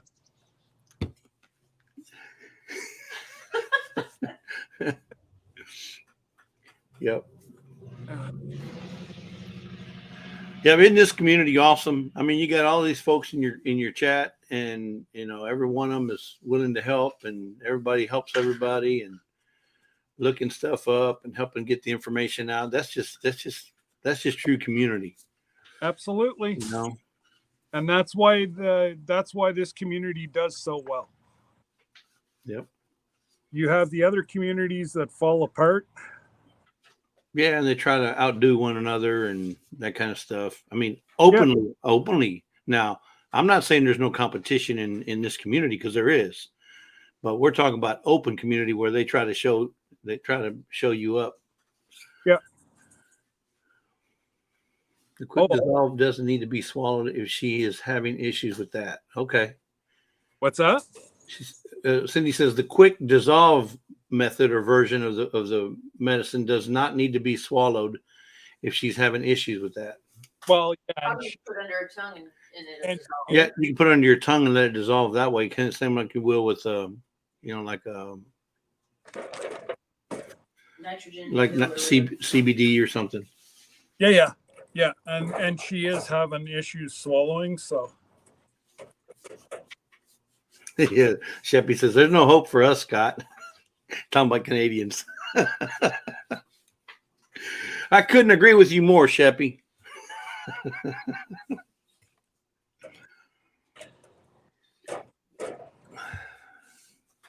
Maria Graham just showed up and she says she hopes you're feeling better. I am feeling better. I mean, look at him. He's outside. It's probably 50 degrees outside. He's working. He's what it is out here. Yeah, I'd say it'd be 50.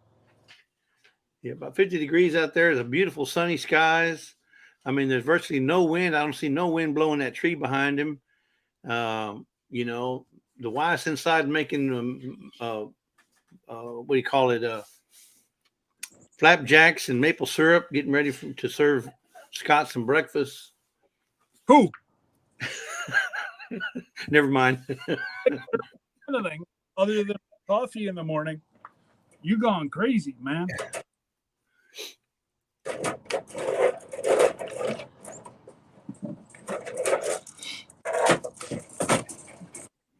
Yeah. Your wife said if you want breakfast, you're gonna have to go make your bleep, bleep, bleep, and get your bleep. And that next time she eats, you can take your bleep, bleep, bleep. That's Hey. all I caught. I made breakfast today. I took her out. Oh, okay. Oh, that's nice. Where do you go?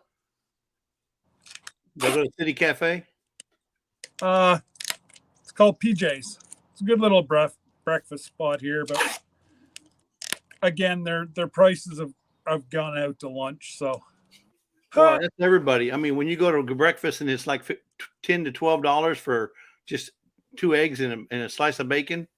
okay, so it was $30 for the two of us to go to breakfast. That was what it cost us the other day, right? Where did we go? Oh, we went to Jack's to get hamburgers last week. It was like, and it was almost $40 just for two of us. Holy rattling! Yeah, so we don't do that very often. Well, that's it. I have a hard time spending that much money whenever I can make it at home. It tastes better for you. Oh, I don't know about that because this place here makes hamburgers that puts smash burger to shame. And I love a smash burger. That's one of my favorite kind of burgers. Well, like I said, Never had. these smash burgers up here, Uh-huh. they are to die for. I know we had one down here, but they closed down. And I mean, the burger itself, the patty itself, when they make it, is about this big around. Oh yeah. About that big around. That's how big around it is. And that's a good 10, 12 inches. But it's Well, only I'll tell you exactly what it is. I it's got not the tape right here. thick though. It's 7 1/4 inches from this side to this side. And that's about how big that patty is. Yeah. And you get 2 of them. And I tell you what, guys, that smash burger is just simply amazing. But we have this place called Jack's, and you can get a 5 ounce or an 8 ounce. And I always get the 8 ounce. And we share a basket of Cajun fries, Lisa and I. Okay. And I'm telling you what, that burger is, and they toast the bun. Who doesn't love a toasted bun? Man, I toast my buns as often as I can. So everything is warm. It's you have to cut the thing in half in order to get your mouth around it. Yeah. Well, you see, Debbie and I are the same. She gets the Cheeto smash burger. Yeah. So it's exactly what it sounds like. It's just Doritos smashed on top of the burger. Yeah. And she likes that. And then I get the Texas smash. And it's just got, I'd say it's jalapenos there.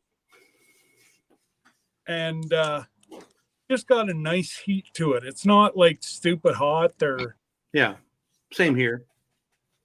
Roberta's asked me to read her comments here. She says some surgeons prescribe it for their patients post-operatively, and some sports teams use it routinely when athletes are injured. That's the first one.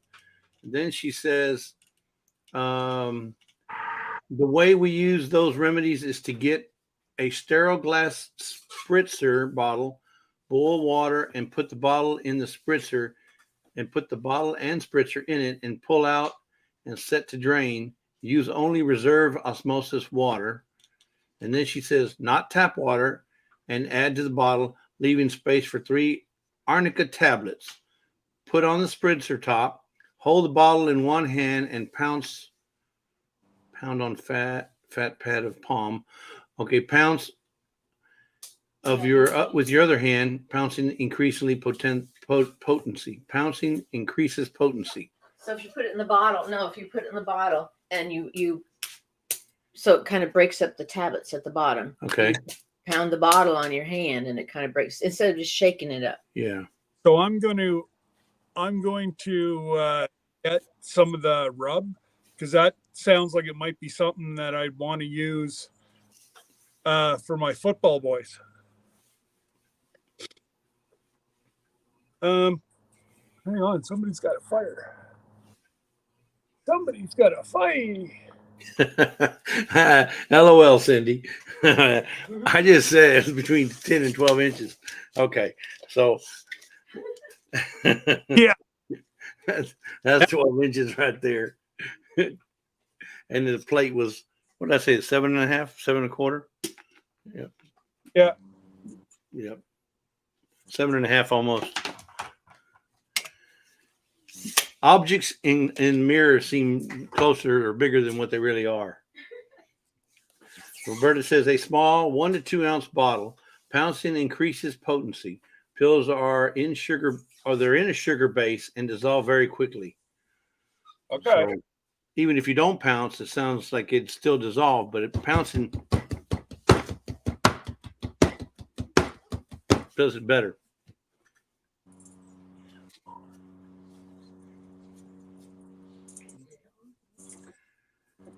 Old Man King Homestead, what's going on there, Peter? I just saw your entry there. Yeah. No, Scott's not praying. He's leaning down doing something. Wow. I didn't lose one of those. That's good. Oh, here comes my little buddy.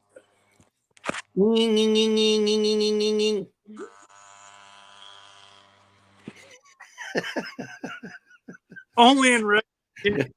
There goes your weed eater. Or y'all call them something else. You don't you call them weed whackers or something? What do you call the things? We call them weed eaters. Well, weed eaters, weed whackers. Yes, weed whackers. That's what Shane calls it. No, I think they call them something else. Maybe it's up in Newfoundland. They call them something else. Oh well, yeah. Like, you can't put their language on the rest of Canada. That's true. Shane called it something else. Yeah, Shane called them something else. It was a whacker, weed whacker. We call them weed eaters down here, but yeah, there's some people that call them weed whackers. I never understood that because it doesn't whack a weed. But that's just me. oh, Cindy says her cinnamon rolls are done. Send me one. Yeah, exactly. Don't be greedy. Overnight it to my U.S. box. I'll go pick it this morning. Amazon it to me. Yeah. You know what? I won't be surprised if maybe one day they get into that business where you can ship through Amazon. I mean, your own packages. Can you imagine the business they would take from the post office if they did that? Well, they're talking about it here in Canada. Can you imagine? I just thought of that. Weed whacker. They're talking about starting corporate wise, like industry. Okay. And then go to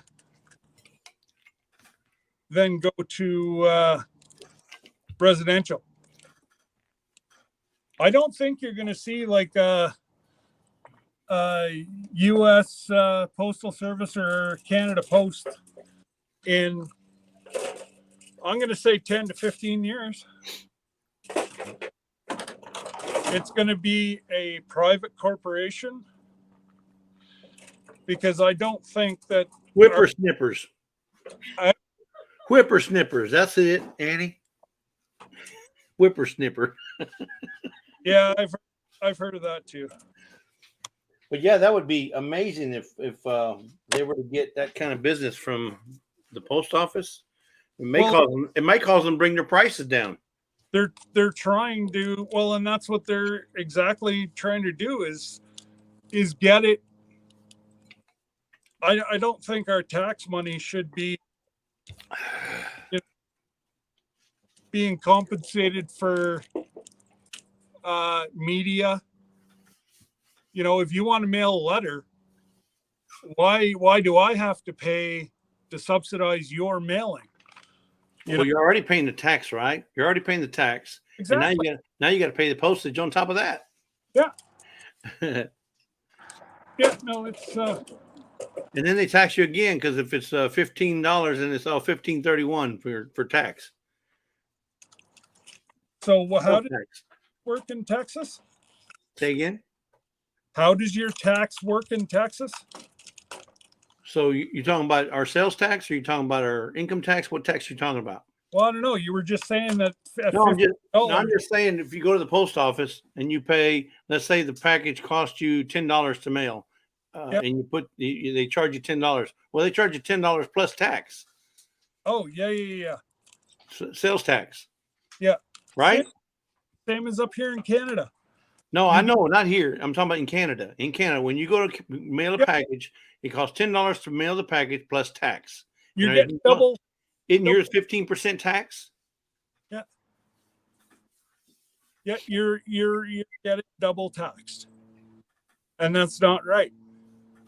In no Yes, way double whammy. do I think it's okay to double charge folks. Yeah, Tony was talking about that one time. He said they tax you every time you do something. They tax you. Well, so whenever it comes to home heating oil and stuff like that, you're taxed 3 times on the same thing. Yeah. Tell me how that works. You're not supposed to be double charge tax to start with, but yet they'll charge you triple the tax.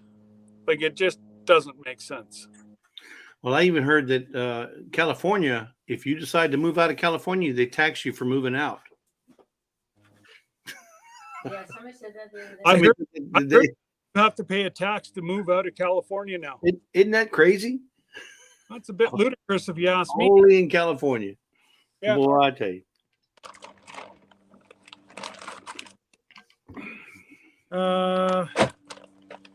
How many am I missing? 2, 4. How many did you start with? Cindy's back. Man, this coffee is amazing today, boy. Because I made it. Oh, because Lisa made it. Mine wasn't as good as one she made. I lost 10 of my plastic signs stolen. And these ones I've lost 8, 10.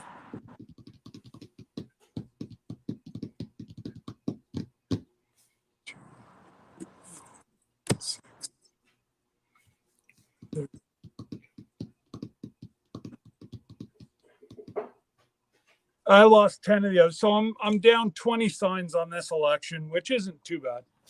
Yeah. Well, Cindy says they tax you if you move out within 6 months of selling a home.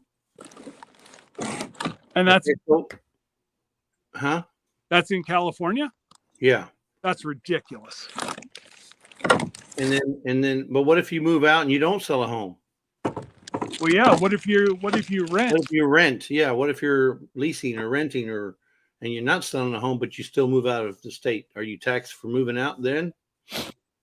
And if so, how? Like, that's a bit out there. Well, so and then you're penalizing those who own as opposed to those who don't own. Now, if they don't pay like a gains tax, I can see, okay, that makes sense. They're kind of saving people some money if they stay in California and spend their money there. So I know in Canada, you pay a gains tax on your property. Well, they're getting it both ways, but they're getting it both ways. The guy who's selling the house has to pay a tax, according to what she says here. And the guy that bought the house is having to pay a tax when he buys it. It's crazy. So they're getting double whammy. Again, it's California. It really doesn't surprise me. Yeah. And people wonder why there's a mass exodus leaving California. No comment. Uh-huh. Well, I will tell you what I think about California. California and that's all I'm going to say about that. Yep. And I said what you. And I was born there. I was born in East LA. Yeah, Well, that says a lot too. I moved when I was 1, though. I'm sorry, but the only thing you know is text TX. TX. That's right. That's right. I wasn't born in Texas, but I got here as quick as I could. So you've always lived in Houston then? So I always lived in the Houston area. Yes. Okay. We lived in El Campo one time, or at one time we were in El Campo. Lived in Ganado for a little while. In fact, when we lived in Ganado, my mom and dad lived in a little one-room house.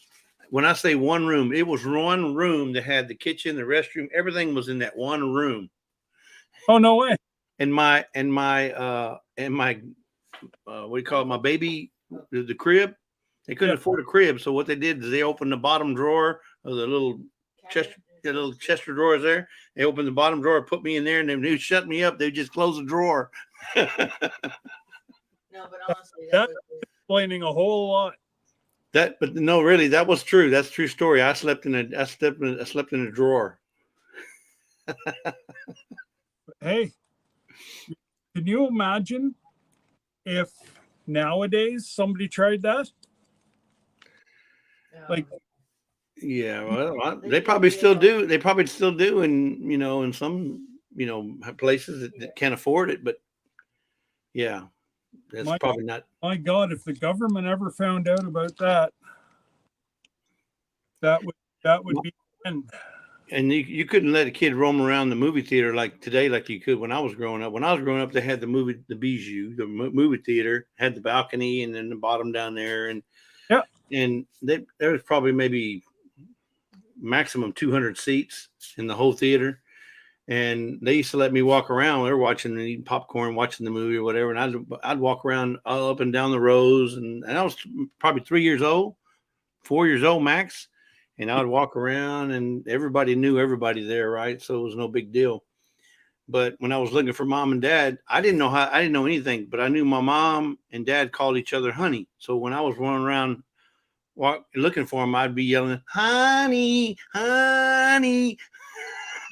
Because that's all I knew how to say back then.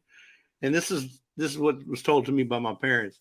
So that they could always know where I was at because I was yelling, honey, honey. That's funny. But that theater is still open today. When I was a kid growing up there, I'd go and it only cost me $0.25 to get in. And I think I paid 50 cents for a Coke and popcorn. And it's still showing. It's still today. It's a little bitty place, but it was the first theater in that area to get surround sound. So they got a surround sound system in there, just rivals. And everybody comes from all over just to go watch a movie there when it comes out. Wow, that's funny. In Ganado, Texas. And where is that? Ganado, Texas is southwest of Houston, about 100 miles. Okay.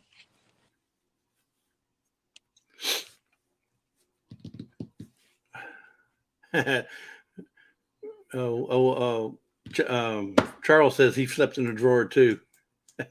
Yeah, well, I slept in a drawer, but they also closed that drawer when I was making too much noise. According to my dad. Hey. Honey. Yeah. That hey, being deprived of air never hurt you at all. Nope. Fisherman 506 says California is the only state to not have state-funded tourist information. Really? I wonder why. Yeah.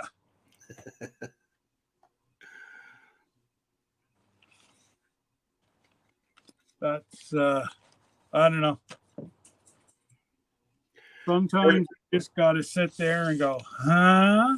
Roberta says, I moved out of California in 2009, pulled out of my 401k to buy a house in Ohio, had to forfeit half of my 401k for pulling it out before age 55, then was taxed in Ohio and California on the balance of my money.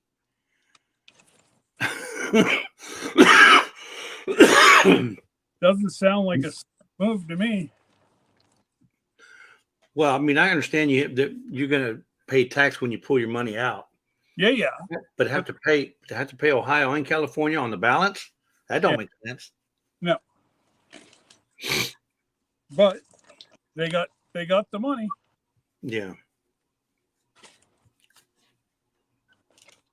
That's why I'm a big proponent of some people keeping cash and some people doing RSPs. You need a good mix there.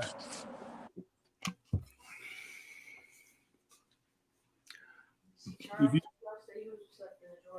Yeah. What's that? She was just saying, well, we talked about Charles sleeping in a drawer.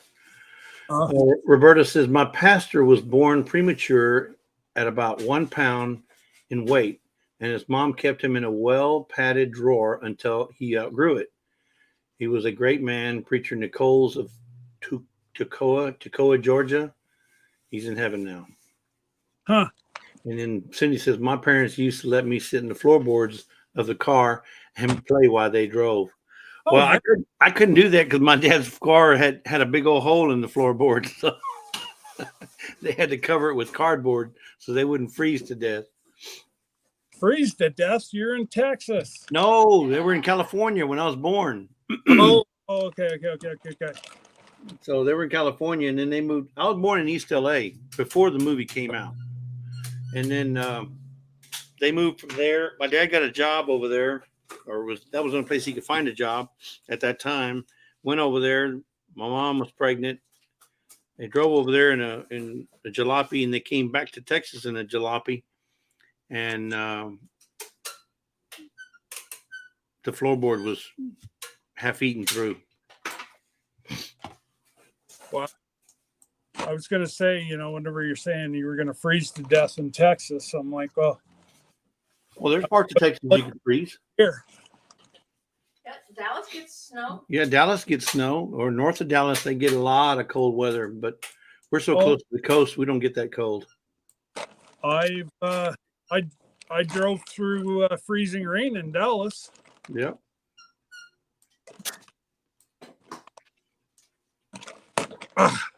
Jamie says there were like 10 of them over there when she was growing up. Okay.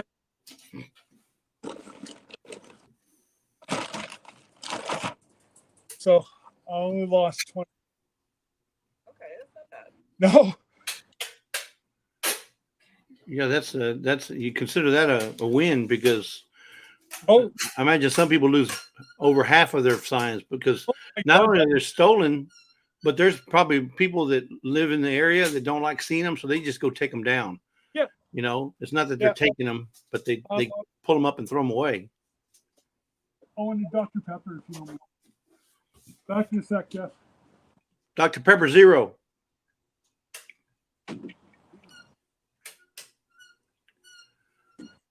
My parents always drove jalopies, hoopties.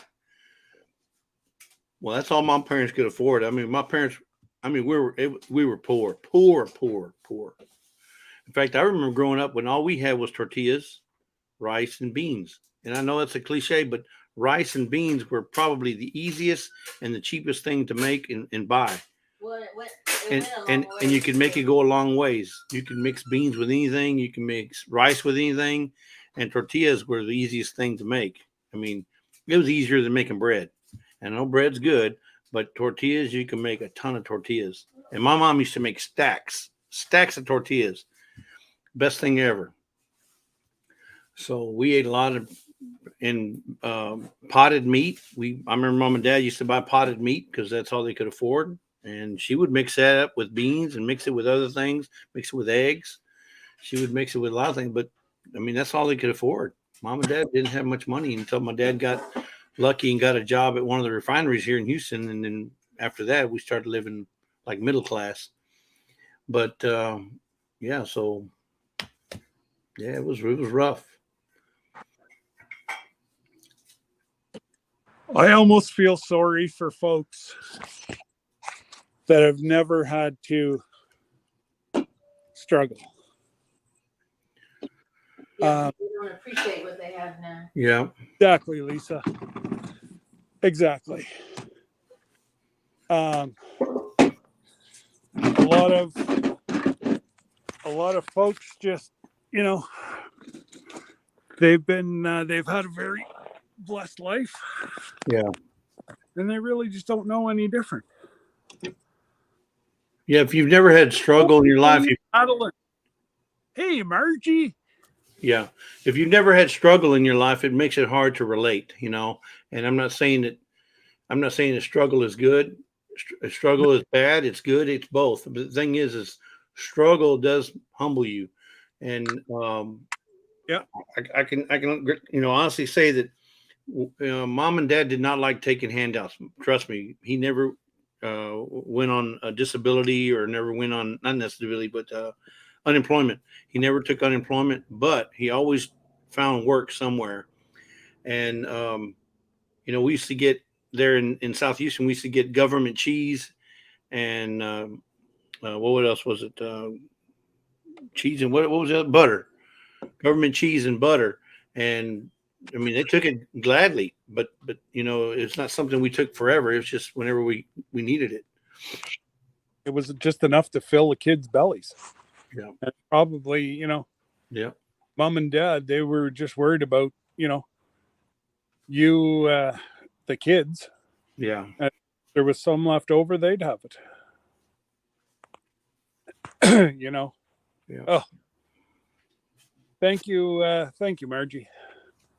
Powdered milk, Charles, I'd have to do without. That's what we had ate our cereal with when we didn't have milk. Mom had the Carnation. It was made by Carnation. Yeah, powdered milk. And exactly. Nana used to it was have nasty, but that's all we could eat cereal with. Yeah, or my my other grandma, she'd freeze milk. You can do that. Oh, it's disgusting because it's chunky whenever it unthaws because it never goes back to the liquid state. It stays crunchy, I used to call it. Well, not here. It goes back to normal here. Oh, I said to Nana, she'd put it out and she'd make sure you have a glass of milk, and I'd be, Nana, no, I can't chew my milk. And she used but if you mix it right with your Fruit Loops, you won't even tell. You can't even tell. No, sorry. Or your Raisin Bran. Oh yeah, you never. No, you couldn't afford Raisin Bran. Milk chunks. We could barely afford Cheerios. It was usually cornflakes, not the Frosted Flakes, but the cornflakes. Yeah. Or Cheerios. That's all Mom and Dad would buy. Yeah, that's all we had. Bologna sandwiches for lunch. Bologna sandwiches for lunch, or hot dogs for lunch. That's it. Peanut butter and jelly. Well, this is going Peanut butter and jelly. Yeah. Yeah. That was before they had the hot lunches and stuff in schools. Yeah, we never had that growing up. That's only actually started up here. Actually, there's not even a whole lot of schools. They don't get lunches. What? The high school, they have the high schools, they have like muffins, a piece of fruit. That's they have for. Not here in Texas, not anymore. I mean, our high schools is like going to a mall. When you go to the lunchroom, you can have tacos, Mexican food, Chinese food, whatever. They got all the different restaurants in the high school cafeteria. So Wow. you can pick whatever nationality you want to eat, and that's you just go up there and buy it like you would at the mall. It's crazy. And is that funded? Like, does it cost the kids anything, or? Yes, they have to pay for it. Yeah, they have to pay for it. They have to pay for it. No, they do. They do have a line where it's a typical school lunch. Like a school, like the kids who get free or reduced lunch, cafeteria. They go through that line, and that's a specific thing for the schools. But they all have the extras, they would have to pay for all those. Yeah.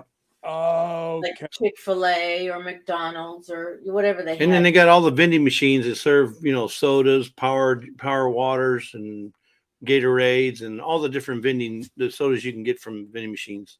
They have I would- all that. I was going to save this till Thursday, but we just had a major announcement yesterday.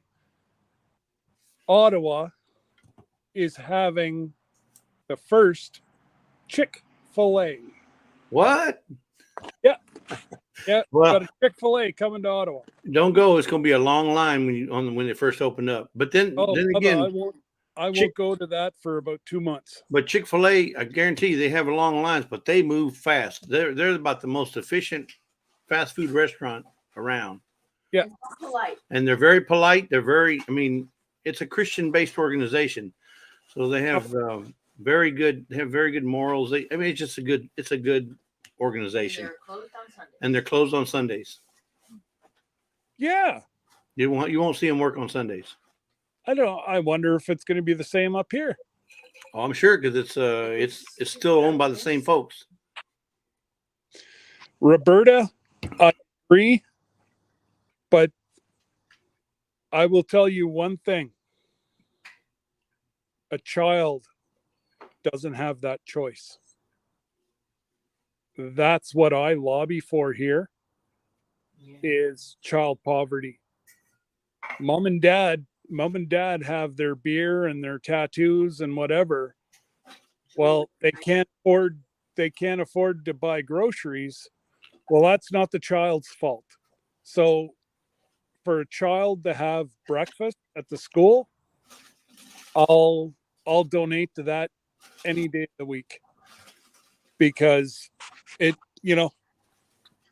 not, a child didn't ask to be born into poverty is my, Yeah.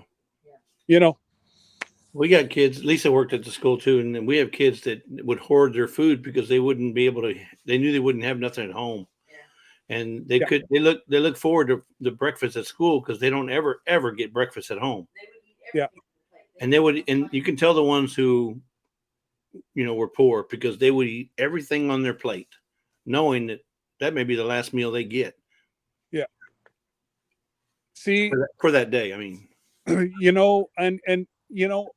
there is a big difference between your government and our government. Our breakfast program is local. So it's me that okays payments.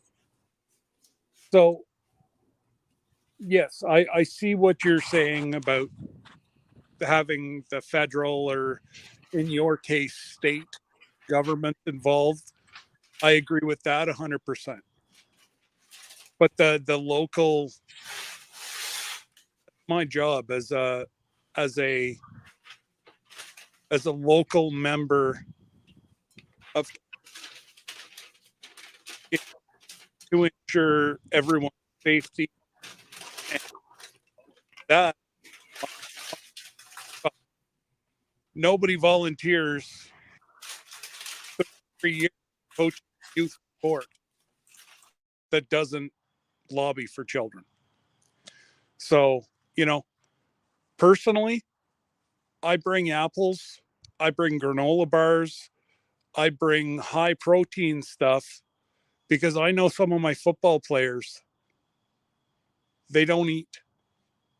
They might have a piece of toast whenever they leave home. They have no money to buy lunch. And I know going into a game, if I don't give them some kind of nutrition, number one, they're going to hurt themselves. Number two, they're going to be useless to me. So whenever I say I just got to make sure my wife's not listening. I put $4,000 into my football program personally. That's over a course of a year. That's kids eating, treats I buy them, stuff like that. So, absolutely no kid should ever be hungry. But you would fall off your chair, Cindy, if you heard numbers. I have 5% of my township, the children. They're lucky if they can have one meal a day. And I'm in a farming community. So I've been dealing with a app creator out of London, England. And so if Jesse and Lisa are over at our house for Thanksgiving this year, we still have half a bird, all the fixings. And you know what? It's really going to end up in the garbage. You go on this app and say, we have half a turkey, all the fixings, send me a message and we'll either try to get it to you or you can pick it up. Well, you know what? That entire family's going to eat for a week. And I've worked with the creator of this app, and within the next few months, I will be rolling that out here. So it's yeah. Good morning, Sarah. How you doing? Sarah. Yeah, Idaho Garden Gal says, I don't understand how you can be in poverty, but you can still buy beer, cigarettes, and tattoos. Well, yeah, that's sad it's like even the people that ask for money on the corner, Yep. you know, you want to buy them something to eat and they want money. The reason they want money is because they want to buy the beer, the cigarettes, or something that they don't, maybe even drugs, something they don't need. Yep. It's because it's easy. I mean, Yep. It's easier just to buy that than it is to go buy something healthy, you know. It's And cheaper. it's probably cheaper, yeah, and the money goes a lot further. But yeah, and you're back up to what not Cindy, but Roberta was talking about. Our country was better off when parents alone were responsible for their children's meals. Parents have become too dependent on the government for everything. Basically, handed our kids over to them. Well, that's a totally different, I think, different conversation. But the thing we're talking about is the kids that go to school today, in today's society, the kids that attend public school, over half of them don't eat correctly at home. Maybe they have the same parents you're talking about. They're talking about here that she's talking about, where they just buy beer, cigarettes, and tattoos and don't save any money for groceries. Well, those kids are suffering. And if they can't eat a good meal, they can't learn because their brain's not functioning right because they're hungry. And that's why the school that we have here offers kids a first meal. Now, the lunches, if they apply for the free lunch, they can get the free lunch, but everybody gets free breakfast. They want to make sure that every child has a fresh start every morning. Yeah. Now, if a child doesn't eat breakfast, that's a totally different story. But it's there for them. And See, they leave bananas and apples out here till about 10 a.m. at the high school. Mm-hmm. Now, some of the smaller primary schools, they do have a breakfast program. And I'm only talking about primary because that's where Lisa worked in a primary school, so I couldn't speak to middle school and high schools. But in the primary schools, they want to make sure the kids have the opportunity to have a good breakfast. That's it. Dr. Pepper. Because I'm a pepper, you're a pepper, we're a pepper. Wouldn't you like to be a pepper too? Cindy, I did see your message. So to use this app, I get it. Not everybody has a clean, but I can, as the administrator, I can pop into anybody's house and look. It's part of using the app. Is that there is no liability. They sign off on liability towards me, the creator, and the people where the food's coming from. But really, if it's not fresh, nobody's going to give out bad food. Like, you know, this isn't, I'm not talking like downtown Toronto where you've got 13 million people. This is rural Ontario that most of those birds were killed the week before, and they grew up on the farm where they cooked. So, and I'm going to give you guys a little thing we tried at the Sugar Shack. I should have actually taken video, but we had a gathering of the people that do the Sugar Shack last Sunday night.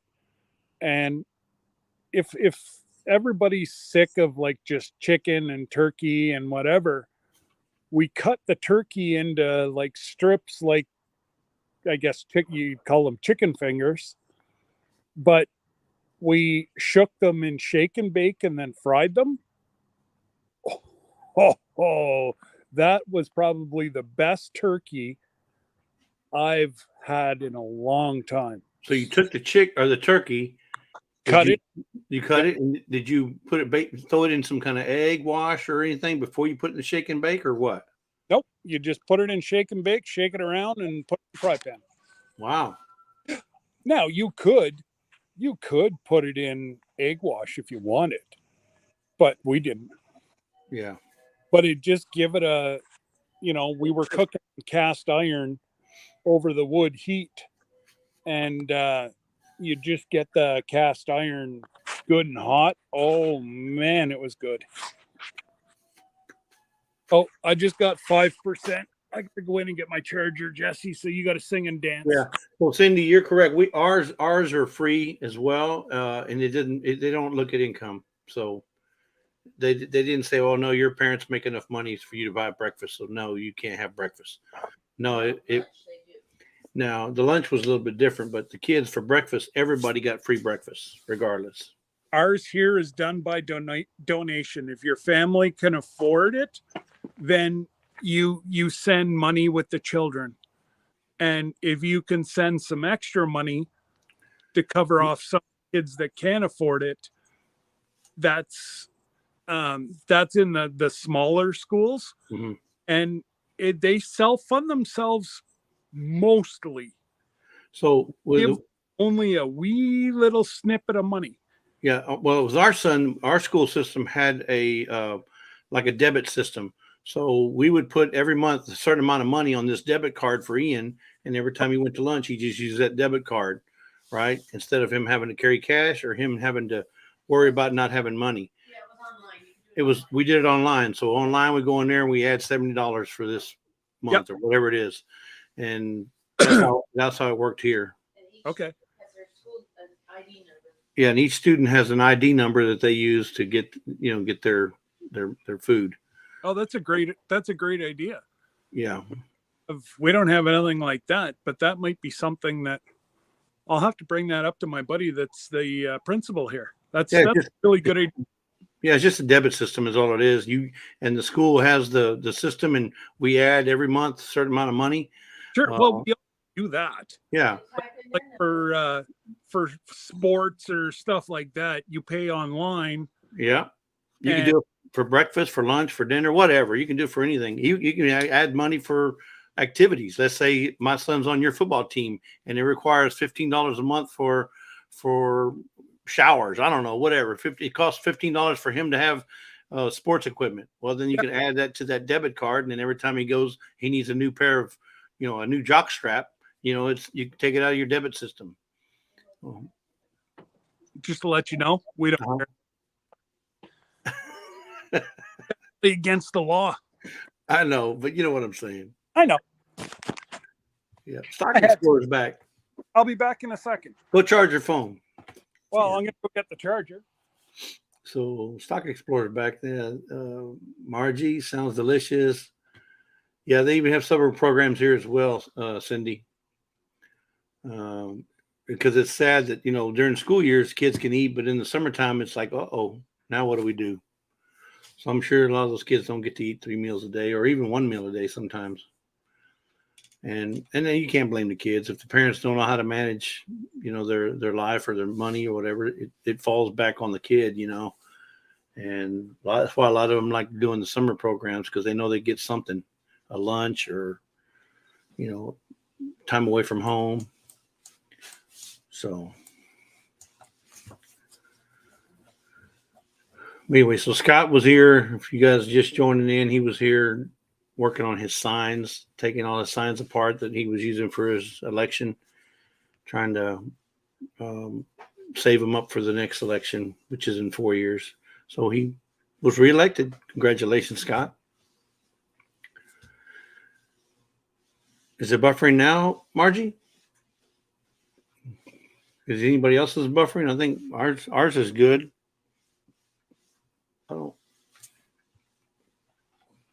I don't see any issues, but maybe there is. At the bottom of your screen on your on the bottom of the screen on your YouTube, down at the bottom you'll see where it says CC. You can mini player, max player. I don't know if you're on your phone, but look for the little cog wheel under settings. Go to quality and make sure you're either on auto or 720p, and that should give you a better picture for those who are on computers. Lisa's on her phone. She says hers is good. So then he says, and our mass transit buses here are free all summer to kids with school IDs. And that's good. That helps them get around, going to and from either school programs or travel around the city. So Cindy, how big of a town do you live in? Is it like 20,000, 50,000, a million? I know you're in California. I just don't know. Because not every town has mass transit. I know here, not every town has mass transit. The bigger cities do, yes, of course. Okay, good. It's Margie's service, not everybody. It's not Scott's. Because Scott, if you look at his picture, his is actually pretty clear. It's not grainy. It's not foggy. It's even partly cloudy.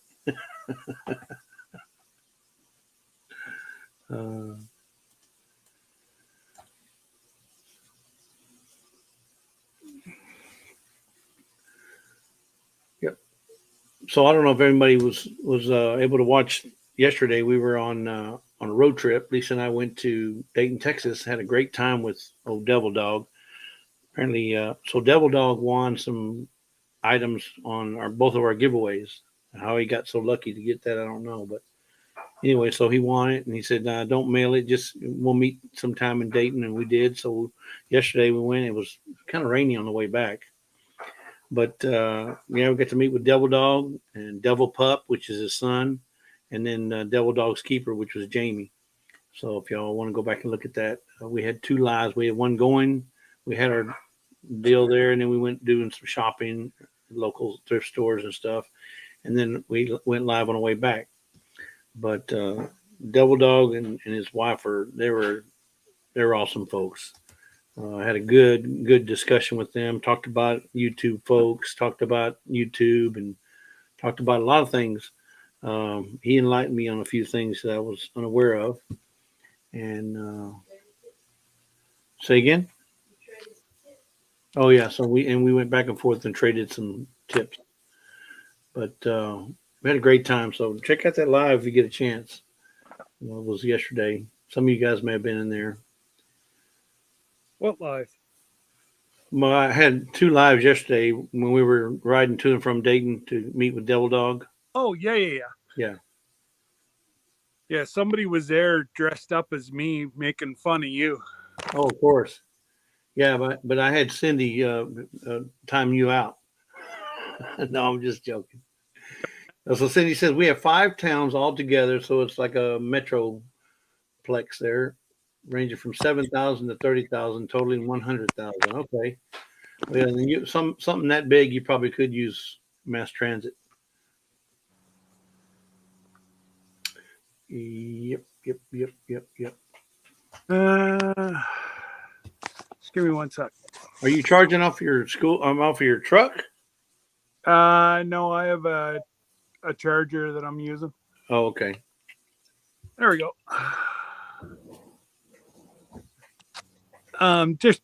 Just one of the memory banks, I guess you call them. Yeah, I have a thing here called My Charge. It's almost pocket size. Well, it's pocket size. It'll fit in my shirt pocket. And it has a little plug in here, and plug it into a wall. And then it also has two built-in cords, which is the normal 10 for my camera, the little 10 pin, and then a USB-C. So either one of the two, it's already attached to this, so you don't have to worry about finding a cord. And then you can plug your phone in to charge it. You just turn this button on here, and right now I'm about halfway. It tells you how much four dots is fully charged, and then it automatically shuts off when it's not being used. And it's excellent. It'll charge my phone like 3 times, sometimes 4. Okay. Depending on how drained your phone is, but it'll charge. It'll hold a lot of charge for, those. In fact, when I go to someplace where I know I'm not going to be able to charge my phone, I'll just plug it into this thing and it'll stay charged for the whole duration that I'm there. So I don't have to worry about losing power. But, cool. And it costs about, I think it costs about $99. It's called My Charge. Where's my phone? That's expensive. My Charge. Yeah, but it's an excellent piece there. It's, like I said, it's not only, well, for Cindy, I better get the right dimensions. It's exactly 5/8 thick. It's around 2 and 7/8 wide by 4 3/4 inches tall. So just to make sure that she didn't come back and say, you don't know, that's the dimensions of it. But it will fit in your shirt pocket.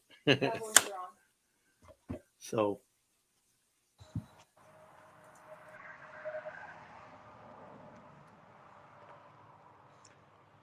Now it's beautiful. Yep, it's great. Yeah, no, I got mine at Costco.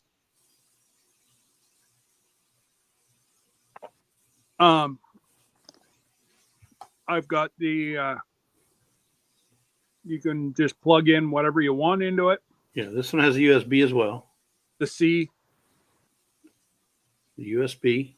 And then I don't know what that other one is. I never use it. So yeah, but the thing I like about this is not only does it has a lot of charge on it, but you can plug it into the wall. You can use it as a charger while it's plugged in, and you have the cables. They're already snapped in. They fold right into the side. You don't have to worry about finding a cable. It's got that's very handy. That's and like I said, it fits in your pocket. Easy to come out. It's got a little hook there. You can pull on that, put that back in there, or pull on the next one. And like I said, my brother-in-law gave me this for Christmas, and I love it. I use it all the time. But yeah. And then I got some of the little smaller ones too. Those little, what are the little? You can find them for really cheap, like these right here. These little bitty ones. Yeah, they're good for one. You got like one charge. Yeah, I got like 5 of those things. Yeah, but they don't last very long. No, they don't. Yeah, but they did. They're meant for, and that's it. I got a really good one at my conference, but as soon as my daughter saw it, she confiscated it, and I haven't seen it since. Yeah, I know the deal in that. She tried to get this one, but father put down his foot with that one. Yeah, I don't even know how much this one is now. It was about $100 back when he bought it. Called My Charge. I don't know what it costs now, but back when he bought it, it was like $100. Well, I remember because whenever you showed me, I looked it up, and yeah, it was $99.99 US. Yeah, it was 156 Canadian. Yeah. So I heard that you said you were voting. What are you guys voting on right now? Midterm elections are up right now. So, like the governor's race is up right now. A lot of county judge races are up. They got a lot of local That be sheriffs and all that. Not the sheriff, but like I said, a lot of county judge seats. A lot of your judges are up for reelection every 2 years, right? And so it's mixed. Then you got your county elections. Then you have your governors are up for the state of Texas. That is the governor's seats up right now. Okay. So and then Well, isn't it everybody's governor is up right now? I'm assuming it's like it's success midterms. So Yeah. state senators, a lot of stuff is up for grabs right now. Yeah. Because is it Michigan? No. I don't know. One of the border to Canada. I guess it was quite a race. The guy that ended up that they figure is going to win it is a business tycoon. Oh, you're talking about the My Pillow guy? No, It's not him. no. I don't know who's running up there. This guy's construction. Oh, Minnesota. Yeah, St. Paul, around that area. Apparently, he's quite a business tycoon. What are we eating, Scott? Chocolate? White chocolate? I like I said, I'm not a chocolate person, but it's in the house, and I didn't feel like lunch. Well, I told you we went to the Froberg Farms to get those pickles, whatever, cucumber pickles. I also found some of these. These are my favorite. They're the burnt peanuts, French burnt peanuts. Half a pound, $3. So I have yet to touch those yet, but I'm probably dive into them tonight. Now, they're like half, like, are they candied? Yeah, they have a candied coating. We have a candied coating around peanuts called French burnt peanuts. I've never heard of that before, but cool. Oh, wow. Has anybody else seen these or had these before? Nope. We have beer nuts up here, but I've never heard of like burnt peanuts. French burnt peanuts, yeah. They're not burnt, but that's just what they're called. Yeah. I've never heard of that. Yeah. Yes, it was a cookies and cream, Margie. Cookies and cream, and they left me a couple. What is it? Reese's Pieces. Yeah, I got a little goodie bag. They attached this to my door yesterday. Oh no!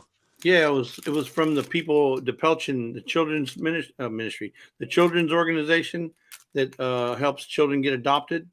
Well, okay. I've been donating to their organization for the last 25 years. And they dropped this by my door the other day. Couldn't believe it, with a balloon and everything. Maybe that was supposed to be for Ian. Could be, but it didn't say that on the paper. Well, if it doesn't say that, then it's got to be for Dad. Yep. Mm-hmm. Yeah. It says "Boo to you" from the DePelchin crew.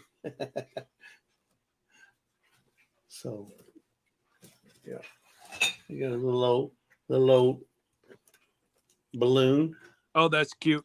With a deal from the DePelchin Children's Organization. Oh, cool. So I was surprised to see that. They came and knocked on the door, bang, ding, ding, ding, ding, and then they were walking away. Hey, it was them dropping them off. Okay. The kids, they do that. The kids do that as an appreciation kind of thing. So is it like an orphanage or? No, it's an adoption agency actually. Oh, so okay. This adoption agency is, where we adopted our son from. Okay. 21 years ago. And so I guess they decided to give us little candy. Oh, is this the first time they've ever done that? First time they ever done it. Yeah. Wow. But through work, we were able to donate to whatever organization we wanted to for the United Way, drives every year. And Belchin is the one that we chose. They were part of that organization, so we chose to donate to them, and it helps them with whatever they got to do for getting children fed. If they're with CPS, it helps them do all the transactions between DePelchin and CPS. But yeah, any organization you have out there that helps kids, it's going to cost money. So amen.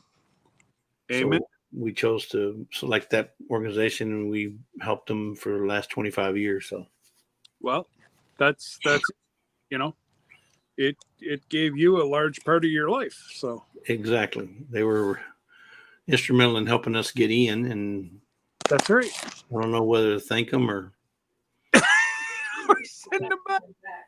Oh, I could ask for my money back. Can I get a trade in? Oh, can I trade my son in for 3 bunkies? Yeah, I could just imagine you 3 bunkies. No. I'm playing, folks. I'm playing. I'm playing. I would never trade my son in for 3 bunkies. Now I would take 3 bunkies. Who said that it's Mountain Maple Ranch? Yes, the sky is beautiful.